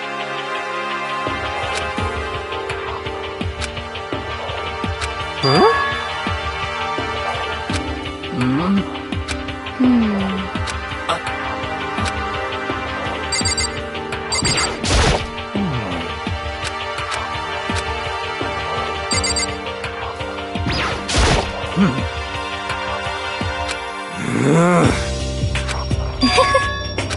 Impossible. So in the end,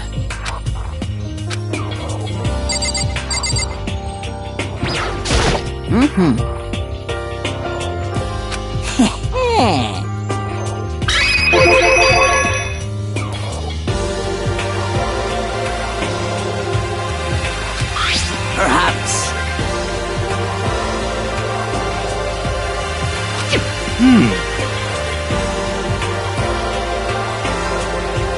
You know? What the heck? Well, You know nothing!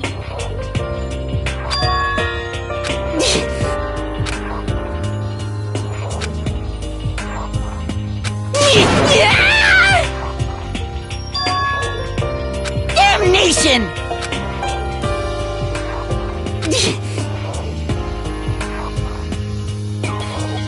let's see. However, What?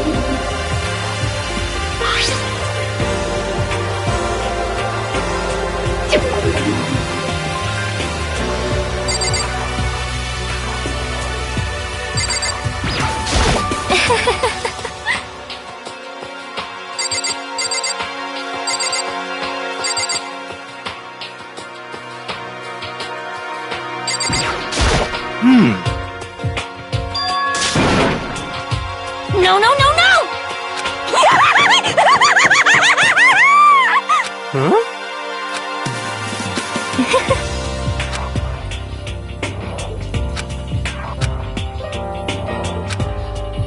What?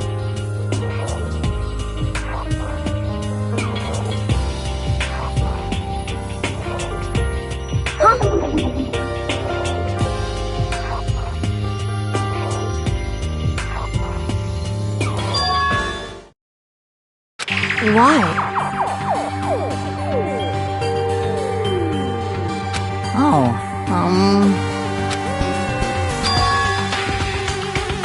Well then. Let's see. well...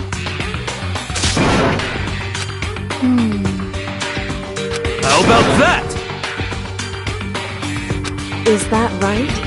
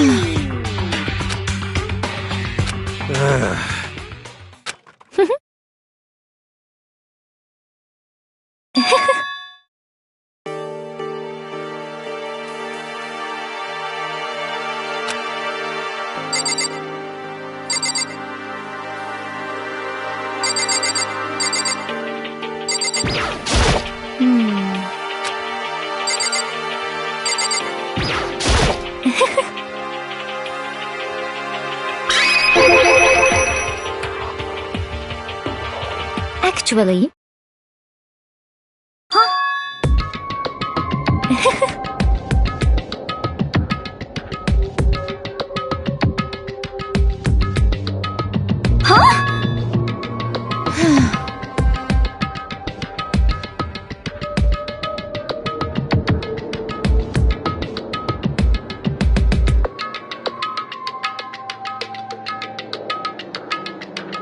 Is that okay?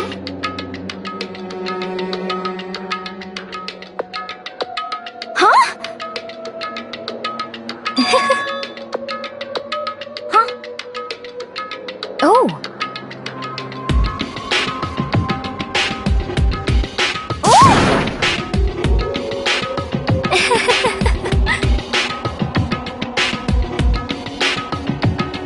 Hina.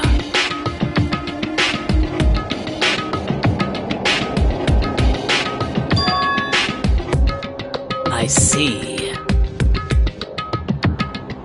That's it! I'm sure of it! Just a second. But...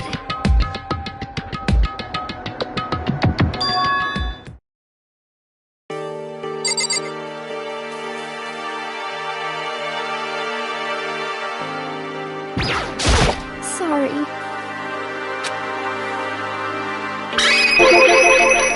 Well... Hey,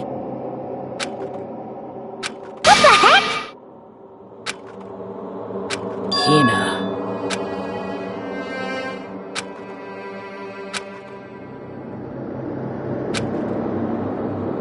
So,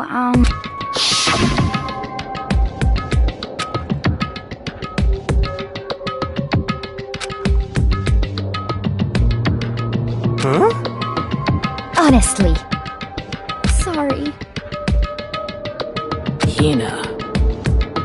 But...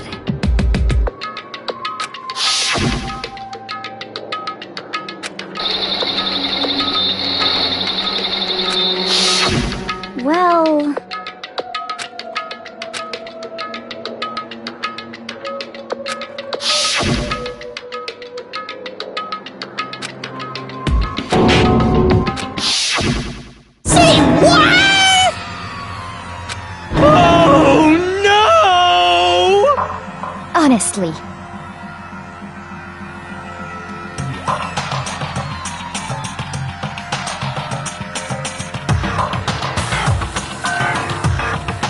Well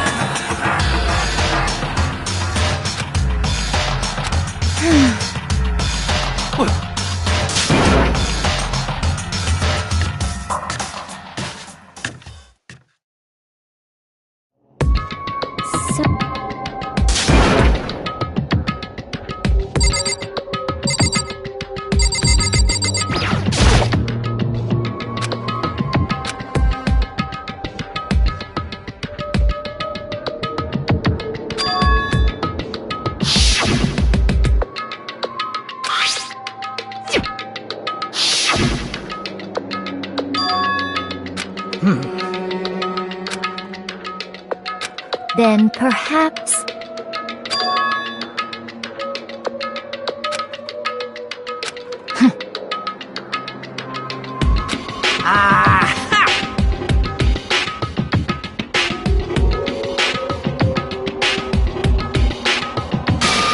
Hey.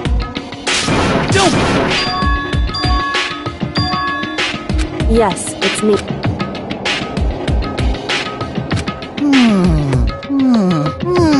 It's true. Hey.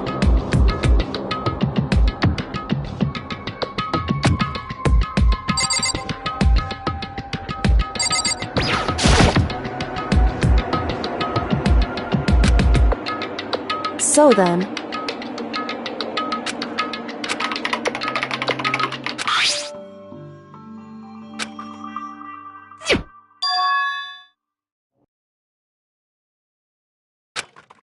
You really came!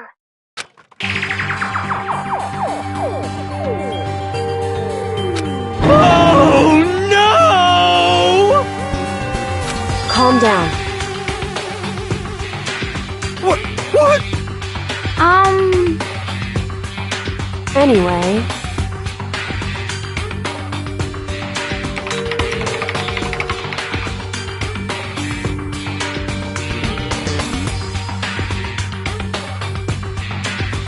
Hello, nice to meet you. I'm Chihiro Fujisaki.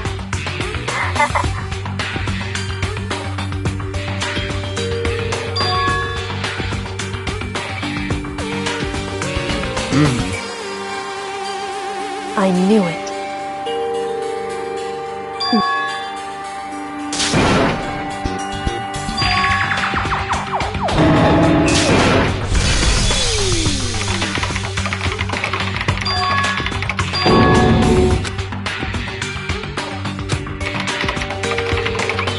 That's right.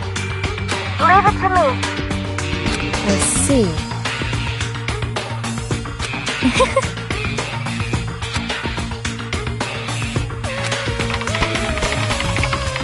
That's right.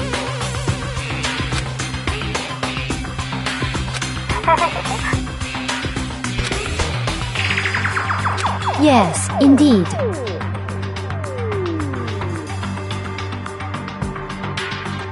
Are you okay with this? However...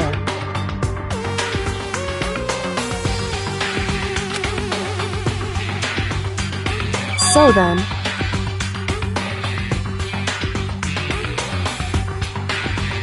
But... It's true. However...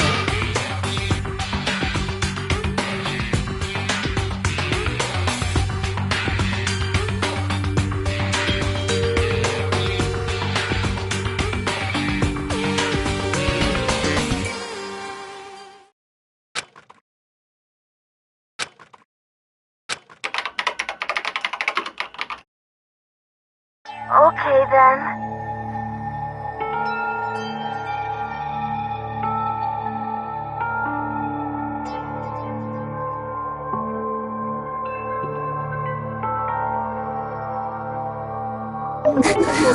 It's like...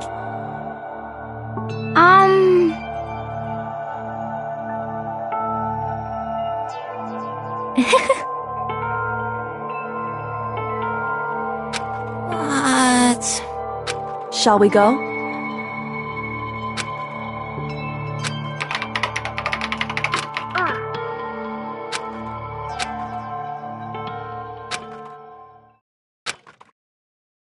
Could it be...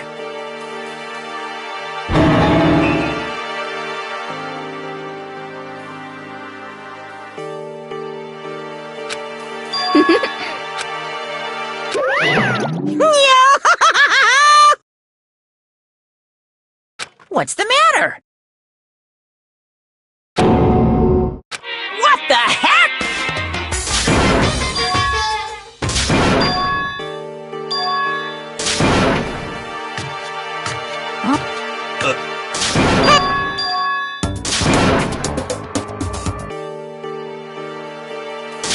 What?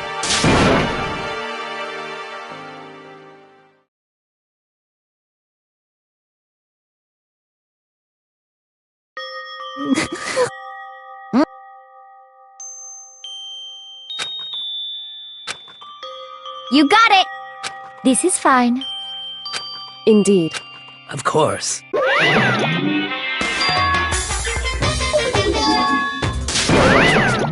Oh.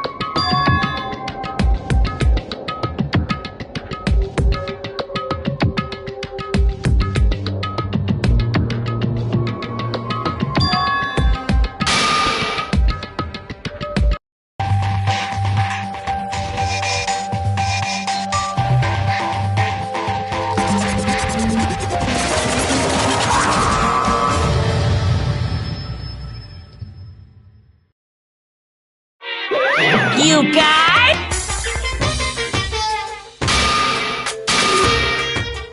Without further ado, $10 million! I prepared this graduation present for whichever lucky student makes it out of here alive. What do you think? It's $10 million! 10 million smackaroos! It's like totally wowie, wow, am I right?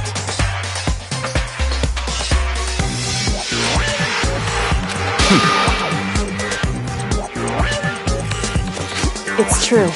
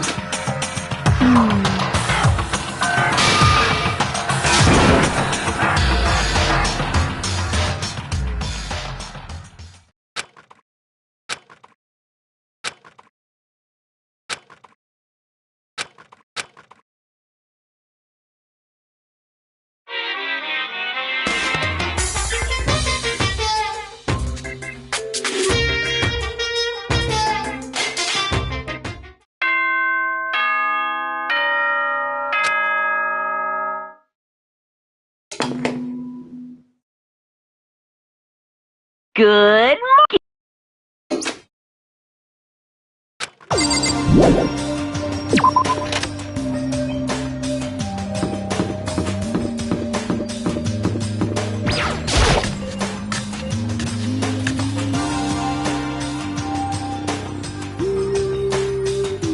Could it be...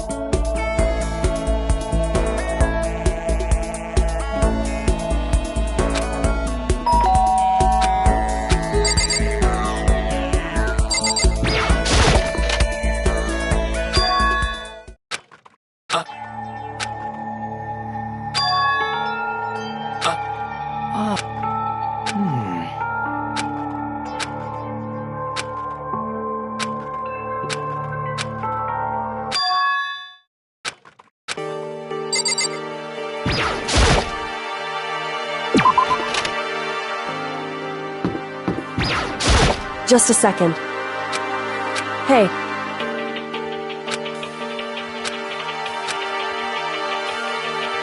Correct.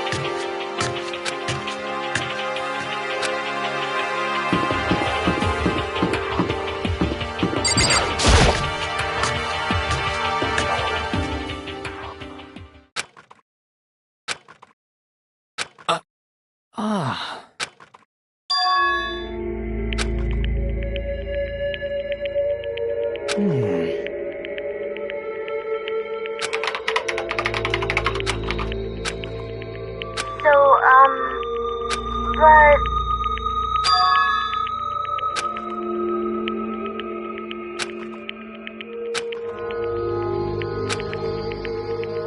Hey!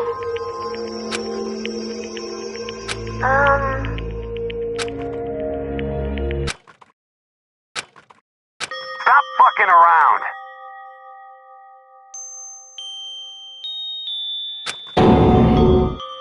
Yo.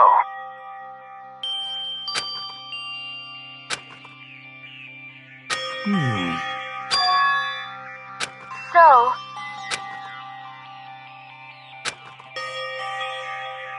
Yo.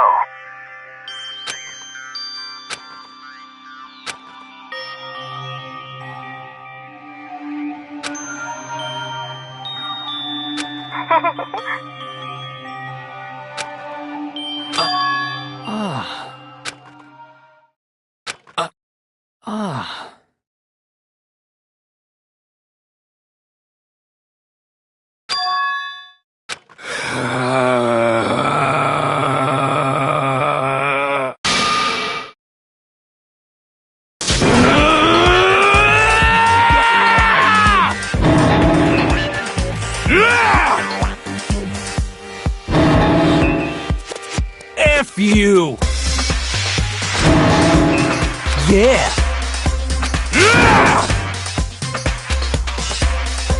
What?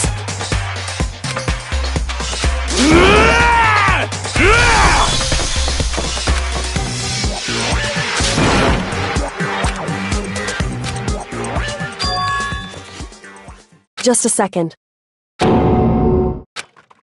Enough already. Correct.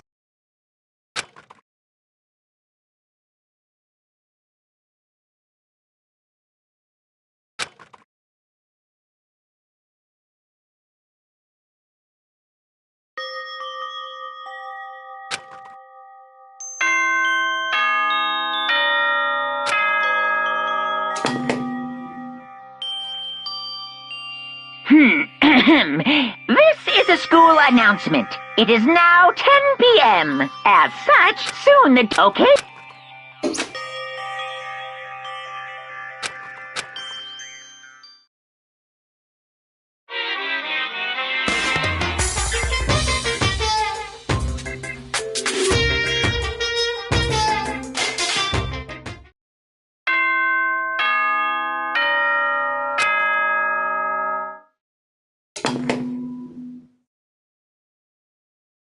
Good.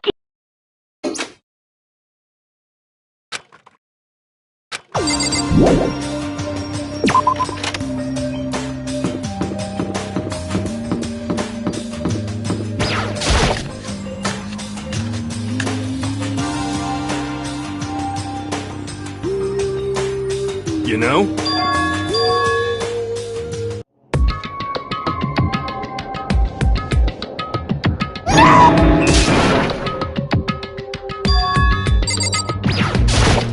Whew.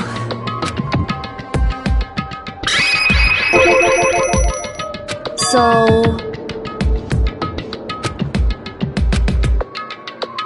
Huh? Whew. Listen to me. Wrong. How very sad. What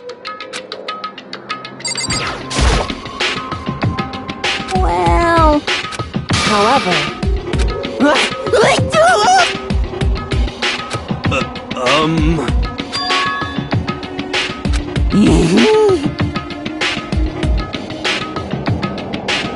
Well, it would seem...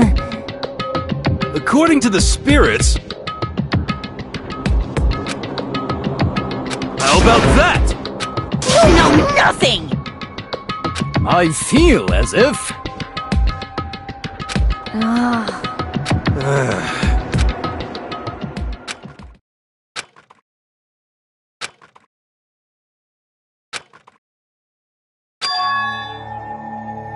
What?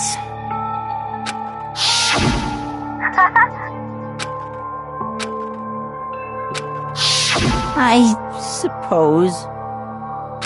Hey.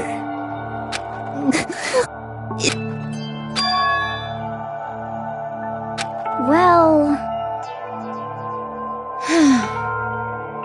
Are you okay with this?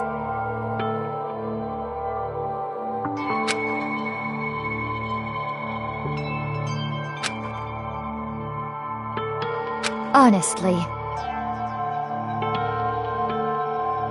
I know that.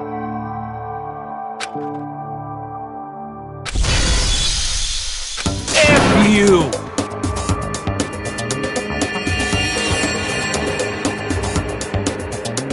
Yo!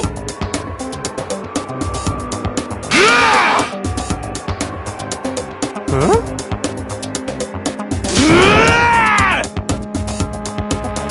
What the heck? What?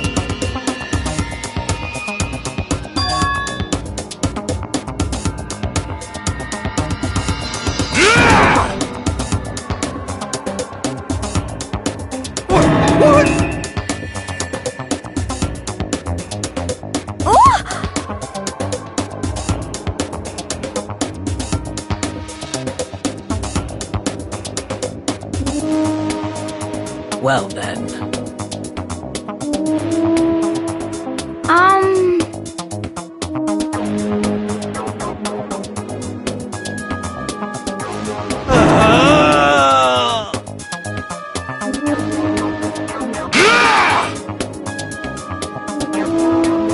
What?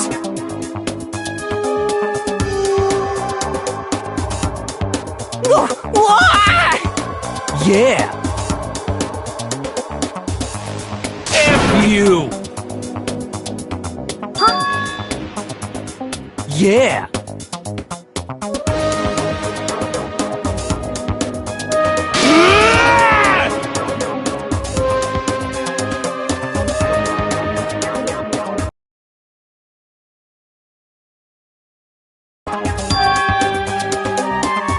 So it would seem.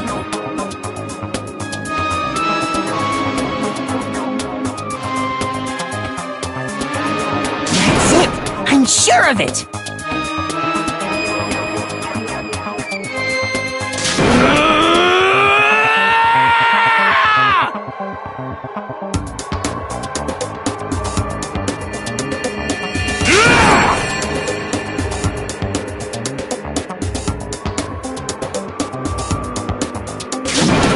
Completely unforgivable! Enough already. Hey.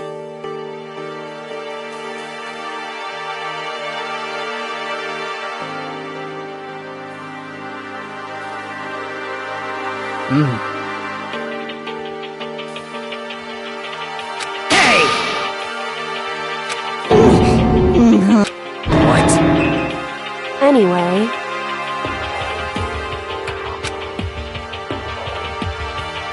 So? Yeah!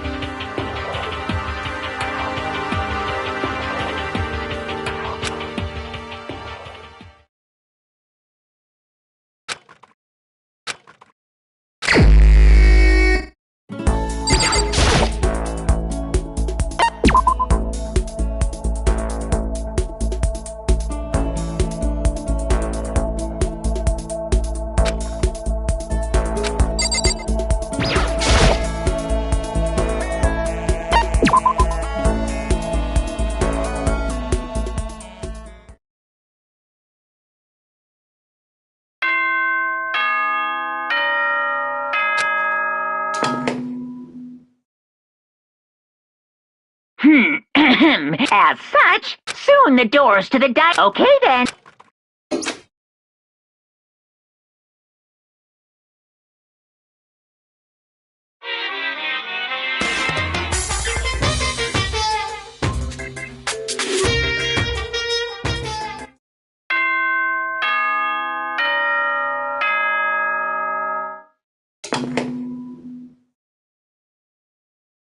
Good morning, everyone! Get ready to...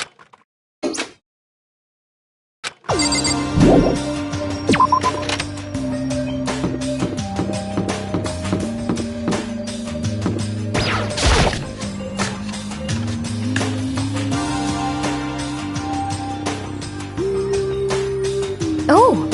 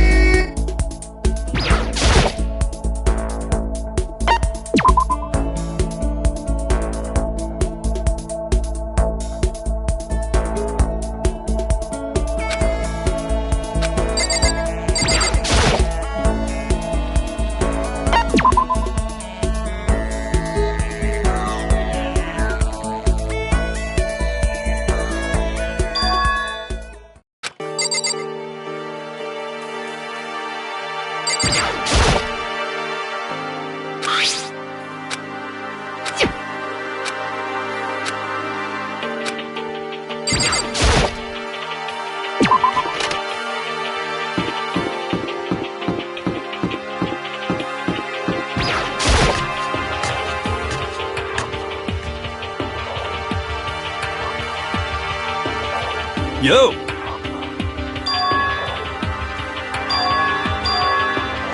For shit.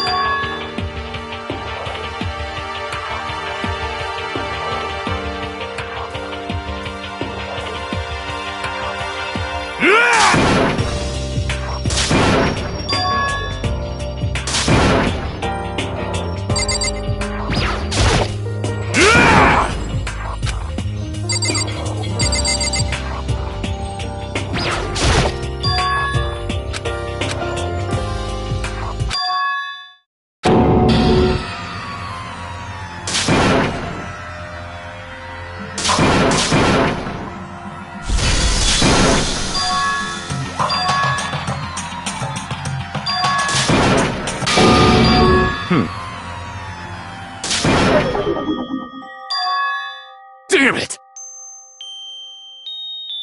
Damn it! I swear I will save her!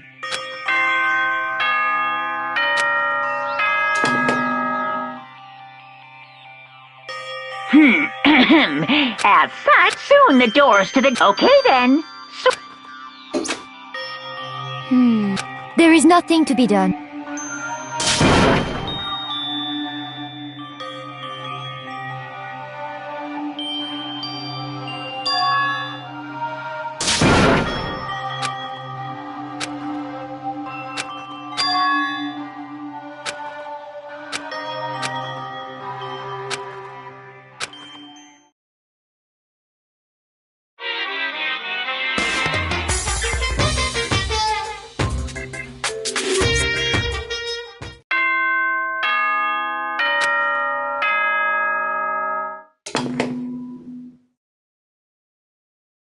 Good morning, Get ready to...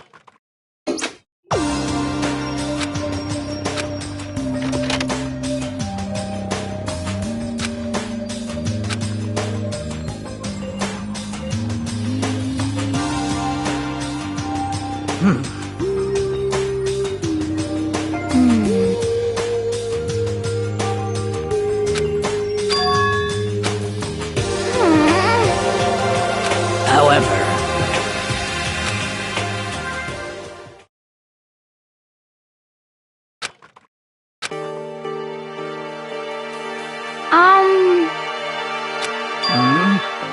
'Cause, I mean...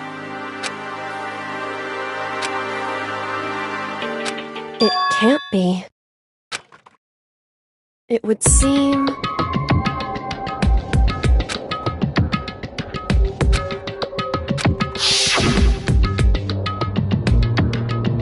$10 million! I've prepared this graduate. What do you think? It's like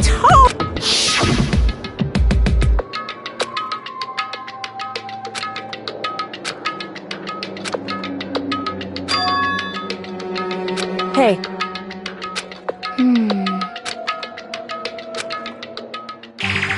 Hey.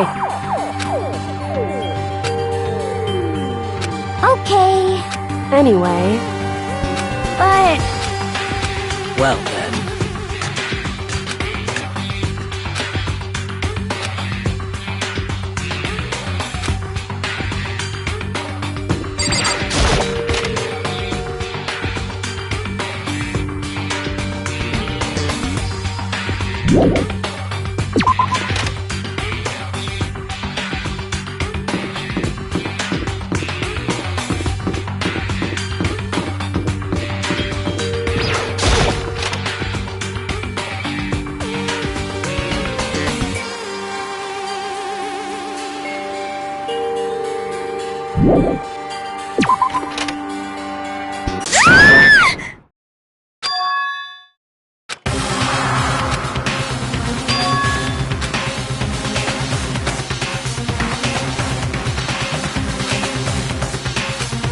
Please!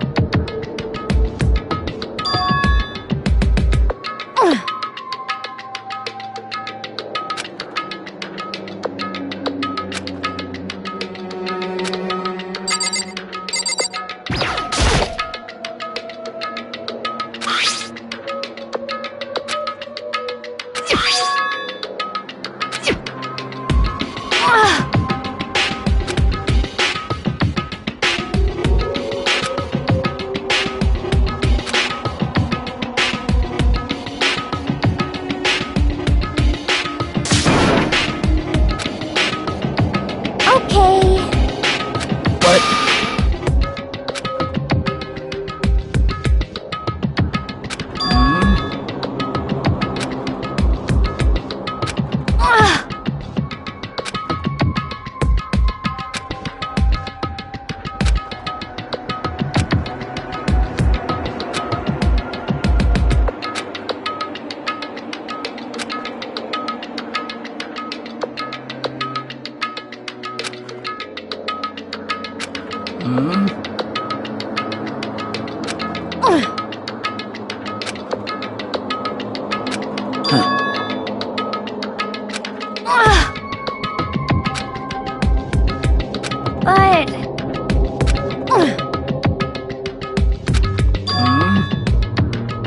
As for me...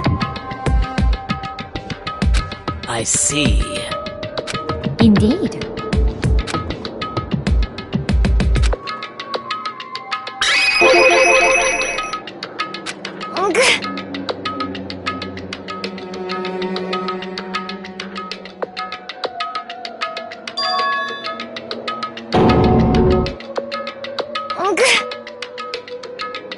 What?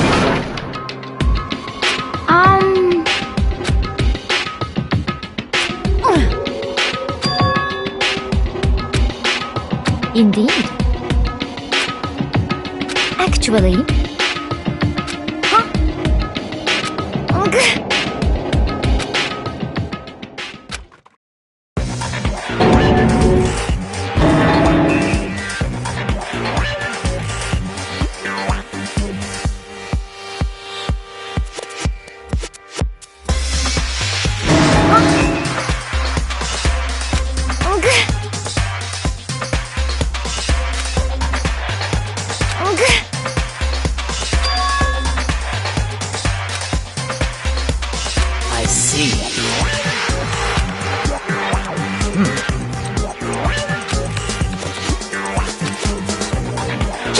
second.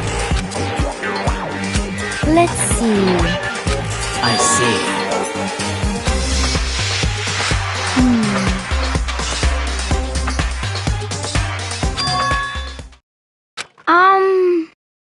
This is bad.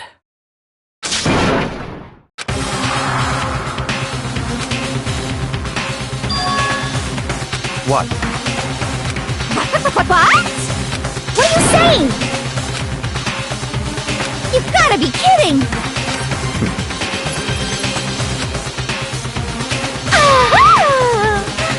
Stop talking.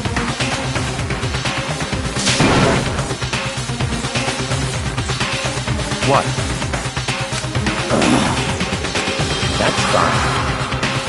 Okay. Oh. Perhaps. Okay.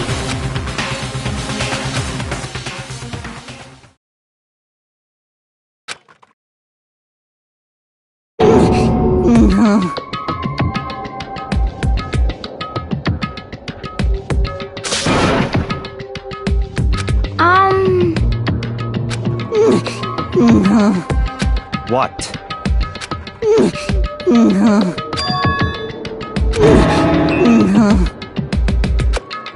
What did you say?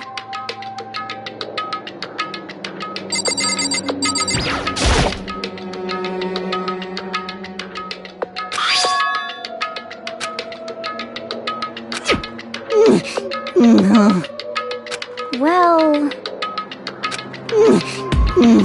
Hey.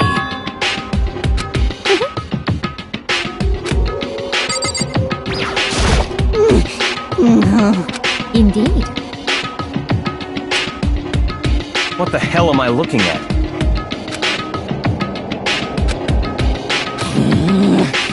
This is unforgivable! It can't be! Damn.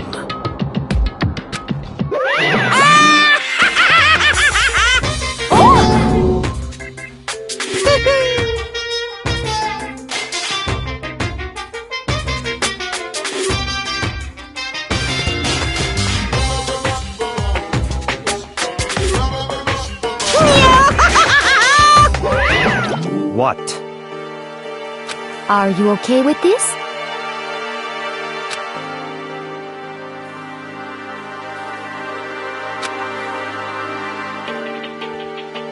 Yeah!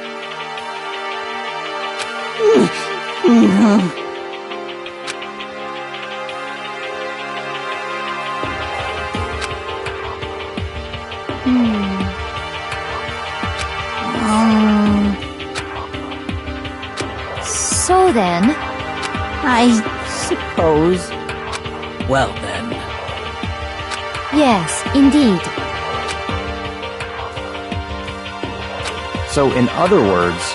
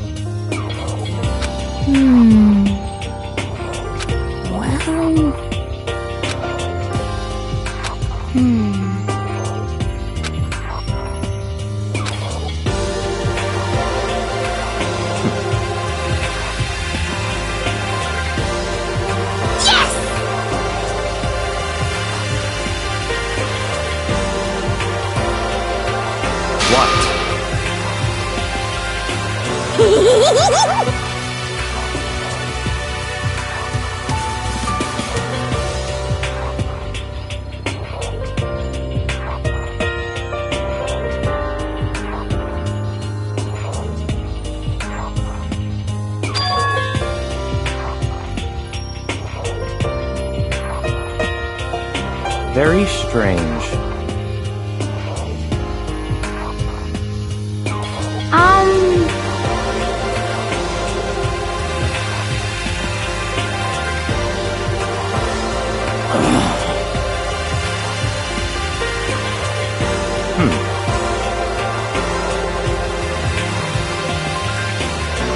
So that's it.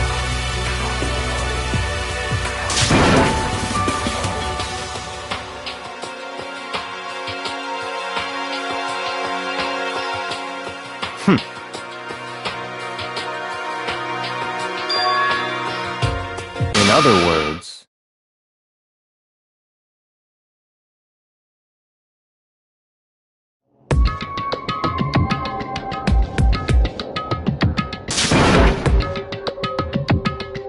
What?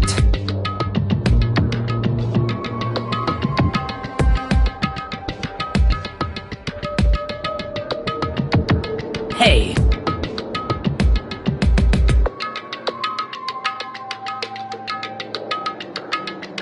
Okay.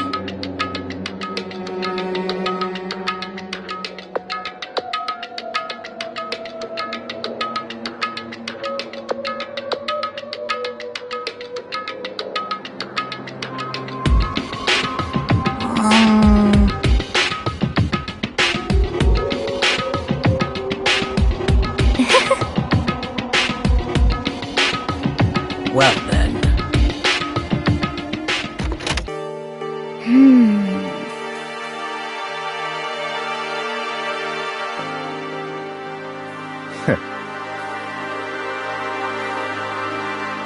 What to do? What to do?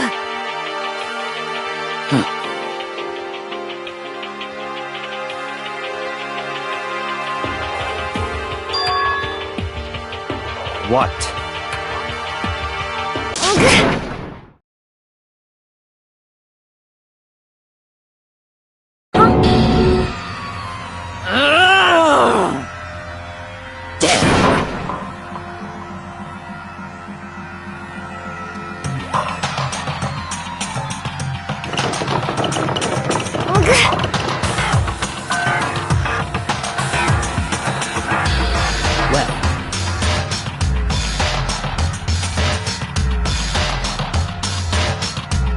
Oh!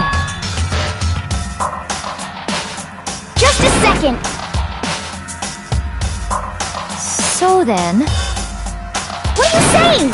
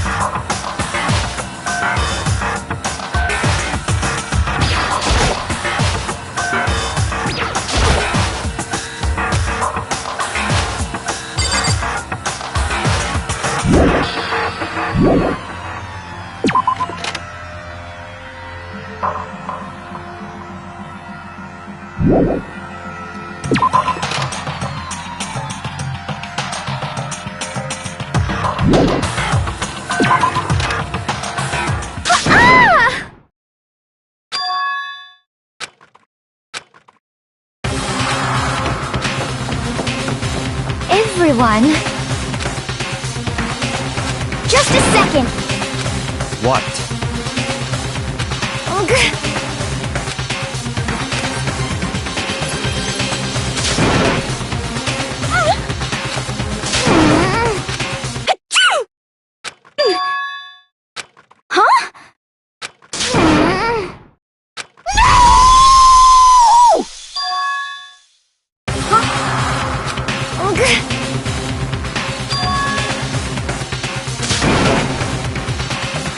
What? It's all clear now. So then... So then.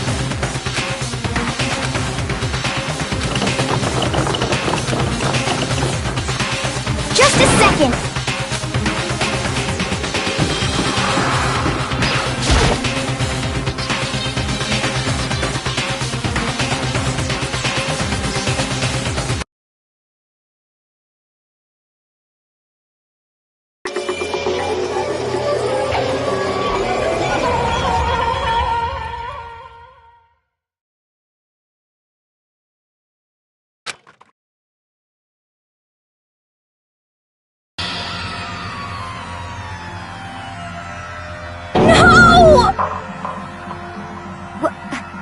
The...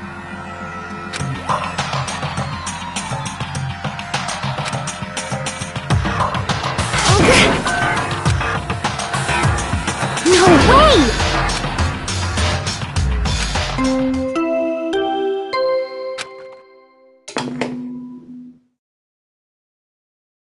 A body has been discovered! After a certain amount of time, which you may use however you like, the class trial will begin.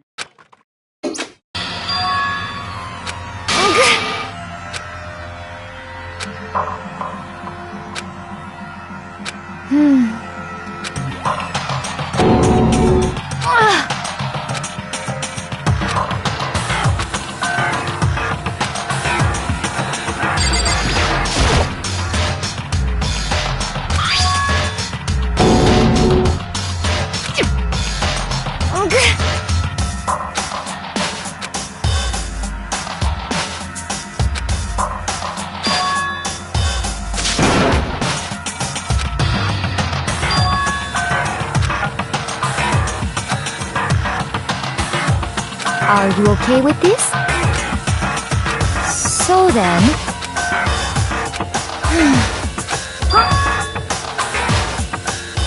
Sorry.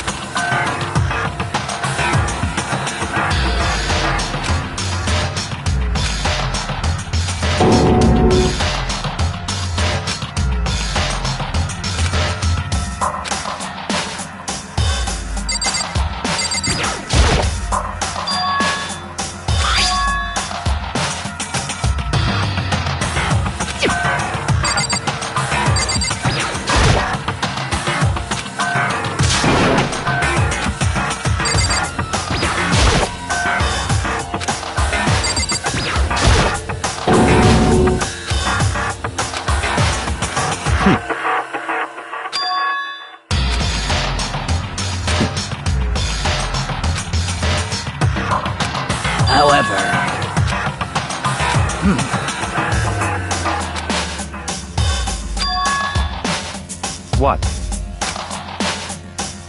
What?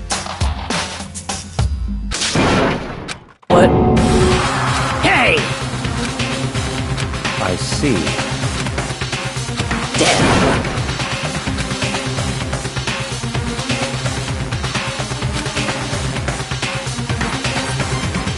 Oh!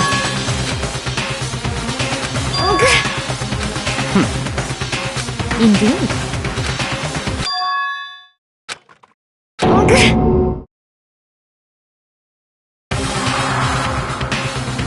What did you say? Come on. What? Hey!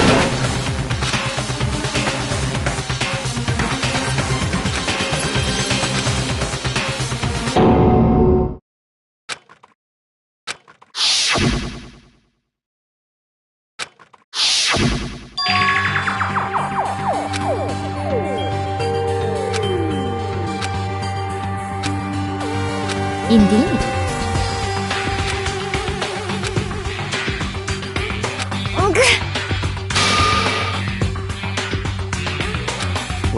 What did you say? Why? Huh? Hina.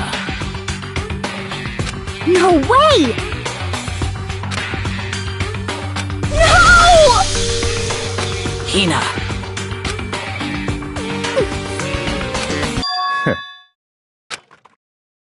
What? Well... Huh? Damn. Bastard!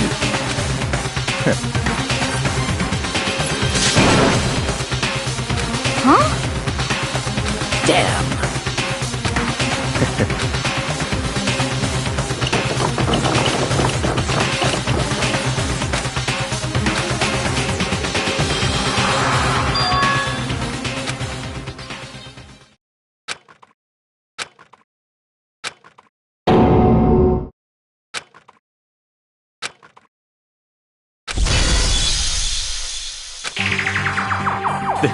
This is...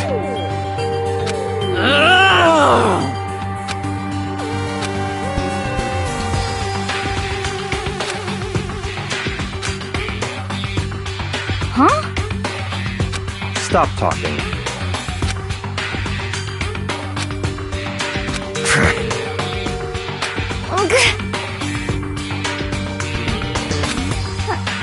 Huh? Not possible. Huh? Well... It is so.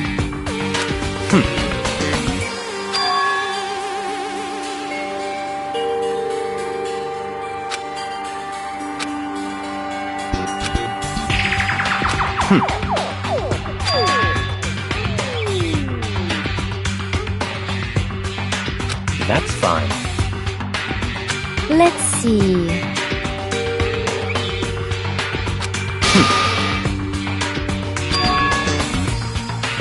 That's right.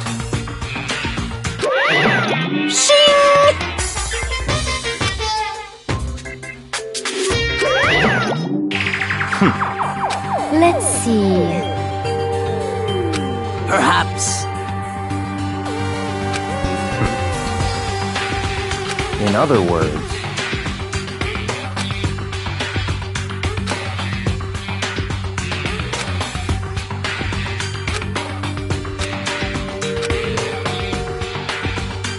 What?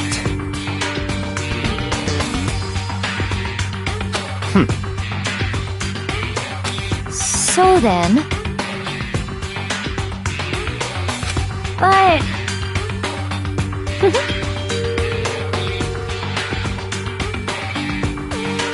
Cause, I mean... Hina. Huh?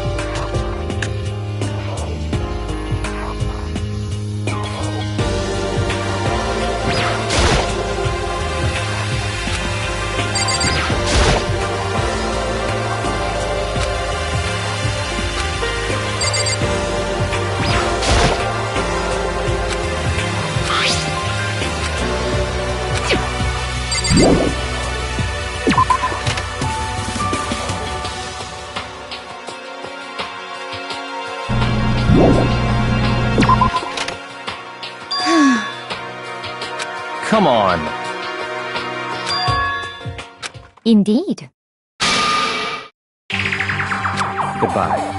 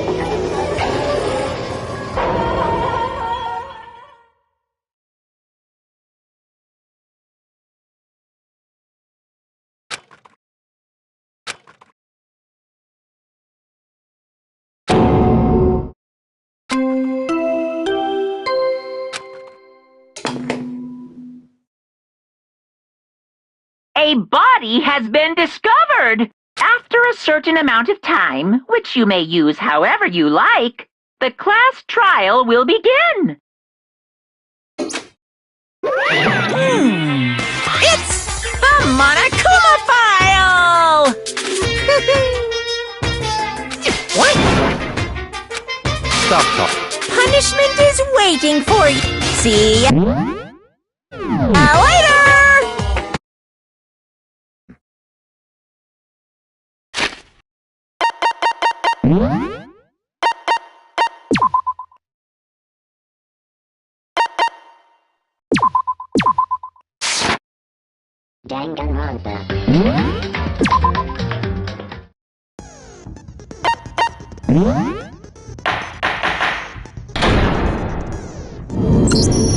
Let's begin with a basic explanation of the class trial. So, your votes will determine the results. If you can figure out who done it, then only they will receive punishment. But if you pick the wrong one, then I'll punish everyone besides the blackened, and the one that deceived everyone else will graduate. Now then, to begin with...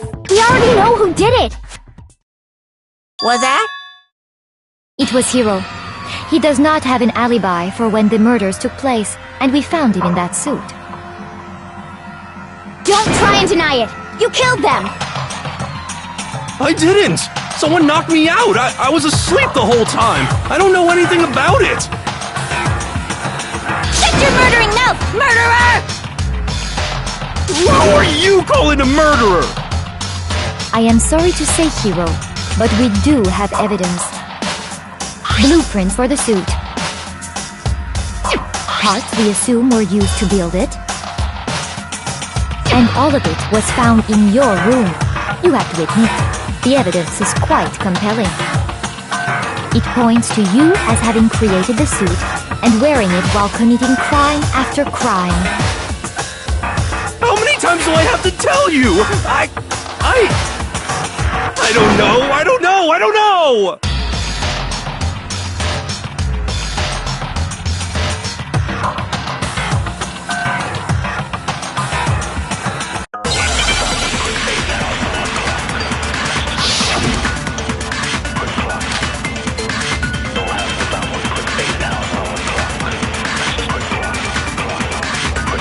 Everything we found in your room. The blueprints, the suit parts, they are all proof enough that you are the culprit. I don't know anything about that stuff! It's not true! It's a conspiracy! Hiro, why? Why did you kill them? No! Just hold on a second!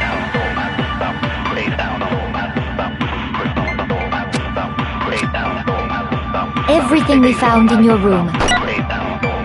The blueprints, the suit parts, they are... No, he's wrong!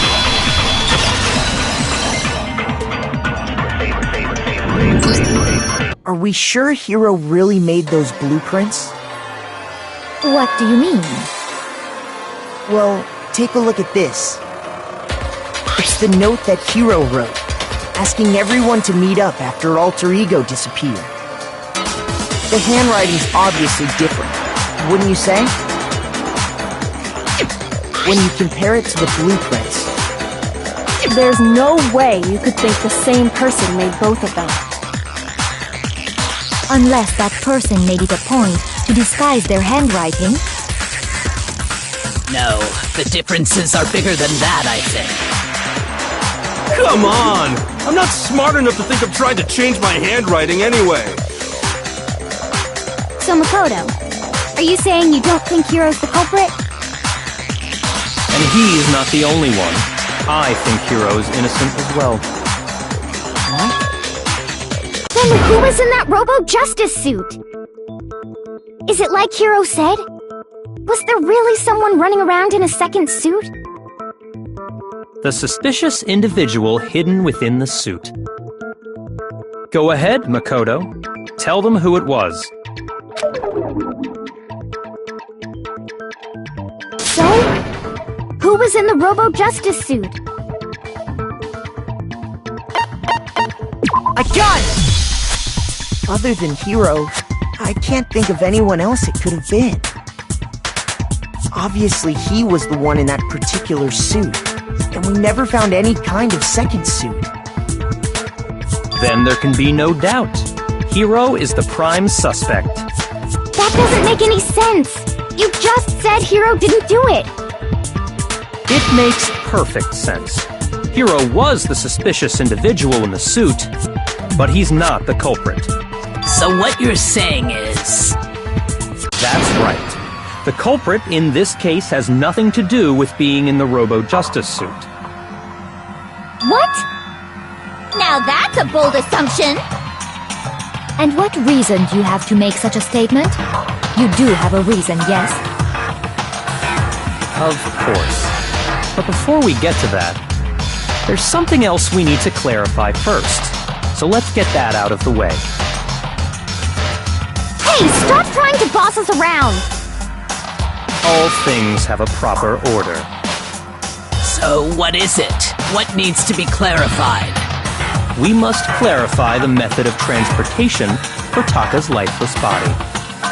It would seem that his corpse was moved using certain particular items. Makoto, can you tell us what they were?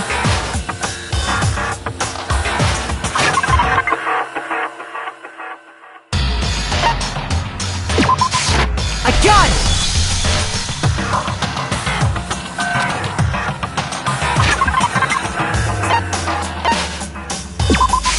I got it! They were a dolly and a tarp, right?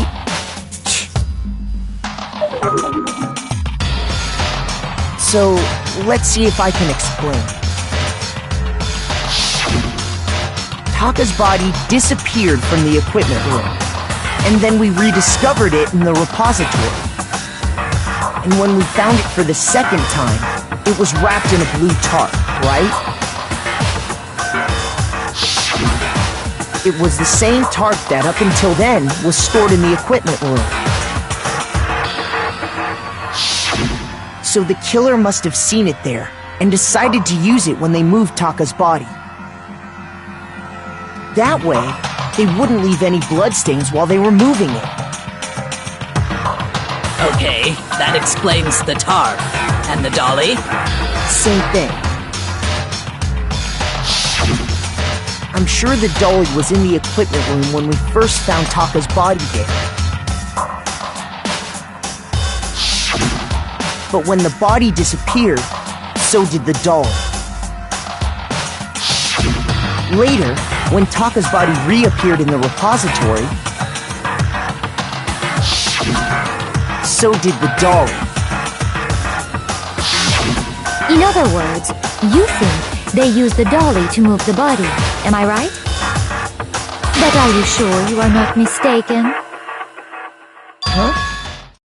Are you absolutely positive the dolly was in the equipment room when we found Taka's body? That dolly was made specifically for moving large objects between the repository and the art room. It would be very strange indeed to discover it had made its way to the equipment room. Is it not possible that it was in the repository all along, and you simply didn't realize it? She's raised an objection. How do you respond? There is no shame in being wrong, and nobody expects much from you anyway. We have all accepted the fact that you rarely understand what is going on around you.